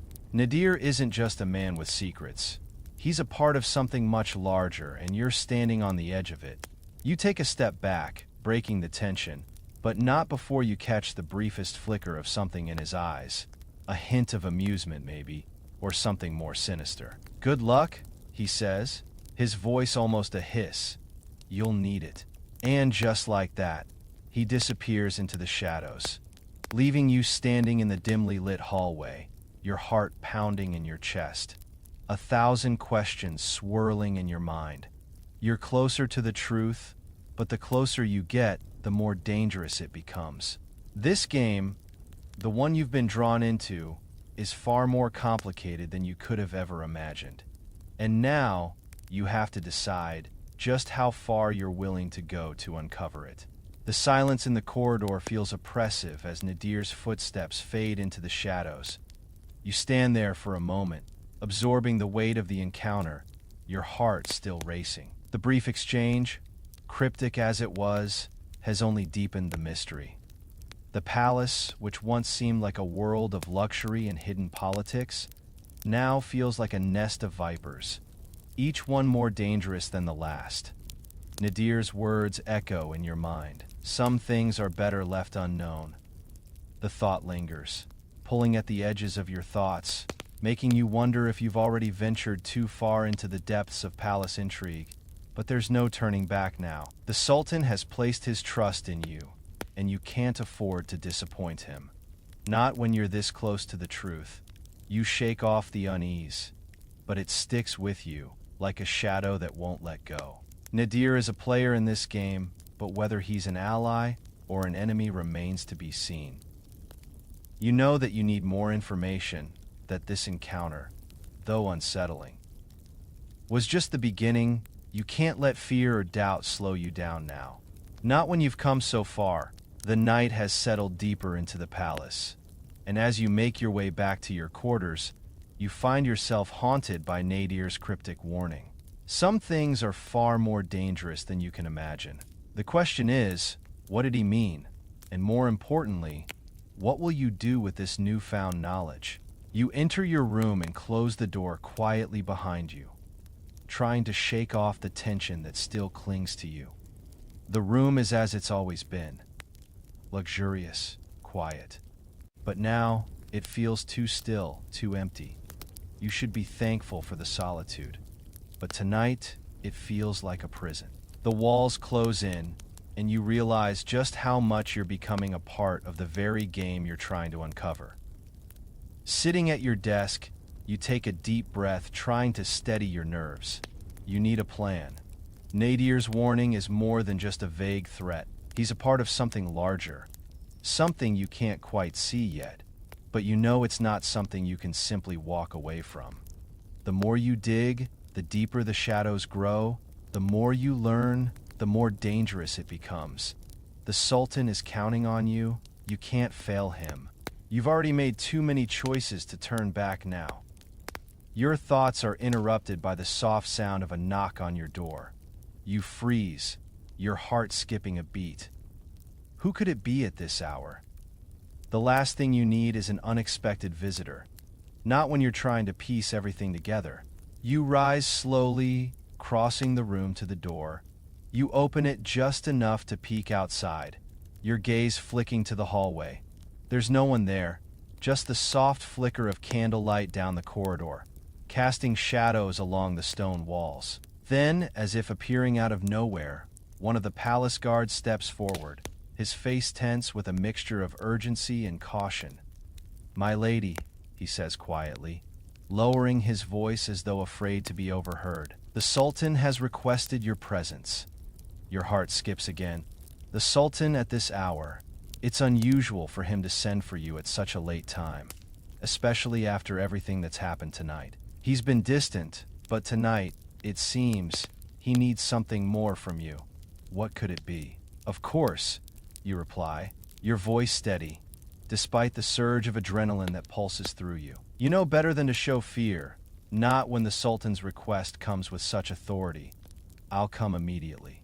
The guard nods and steps back, leading the way toward the Sultan's chambers. You follow him through the labyrinthine halls, your mind racing with questions, but you try to remain focused. What does he want now? What is the next step in this game you've found yourself caught in? As you approach the Sultan's private quarters, the guard stops and gestures for you to enter. You hesitate just for a moment before stepping inside. The door closes behind you, and the soft light of the room flickers as the lanterns sway gently. The Sultan stands near the window, as he often does when he's lost in thought. The room is bathed in a quiet golden light, and for a brief moment, the weight of his presence seems to fill the room. There's an aura of both power and weariness about him that you can't ignore. He turns to face you as you approach, his eyes sharp but unreadable. "You've been busy," he says, his voice low but carrying the weight of command. His gaze sweeps over you, as though assessing everything about you in an instant. "And I trust you're finding what you seek." You nod, your heart still pounding, though you keep your expression composed. "I am, my Sultan. I've learned much." He steps closer, his eyes narrowing slightly. "And what have you learned?" The question hangs in the air between you.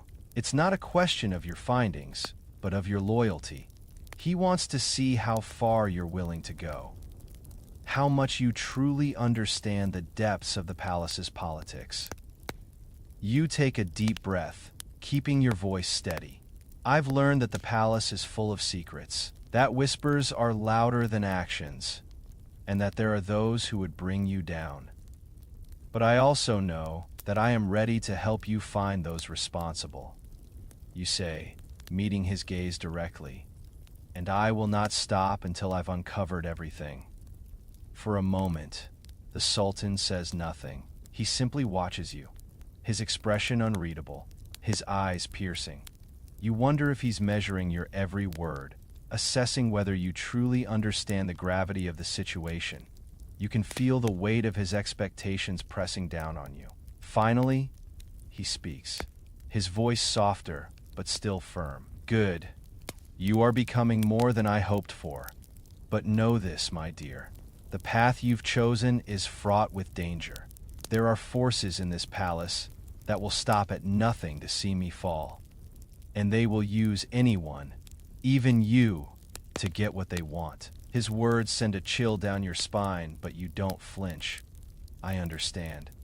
You say, your voice steady. He nods, a slight smile tugging at the corners of his lips. Then you will not fail me, not now. And just like that, the room shifts. The quiet weight of his words fills you with both purpose and unease. The Sultan's trust is now more than just a gesture. It's a responsibility. The game is no longer a game. It's a matter of survival, and you are more deeply entangled than you ever thought you'd be. You'll need to move quickly, he says, his voice taking on a darker tone. Time is running out, and with that, the door to your future slams shut, and you're left with no choice but to continue down the path you've chosen. The game is on, and there is no going back.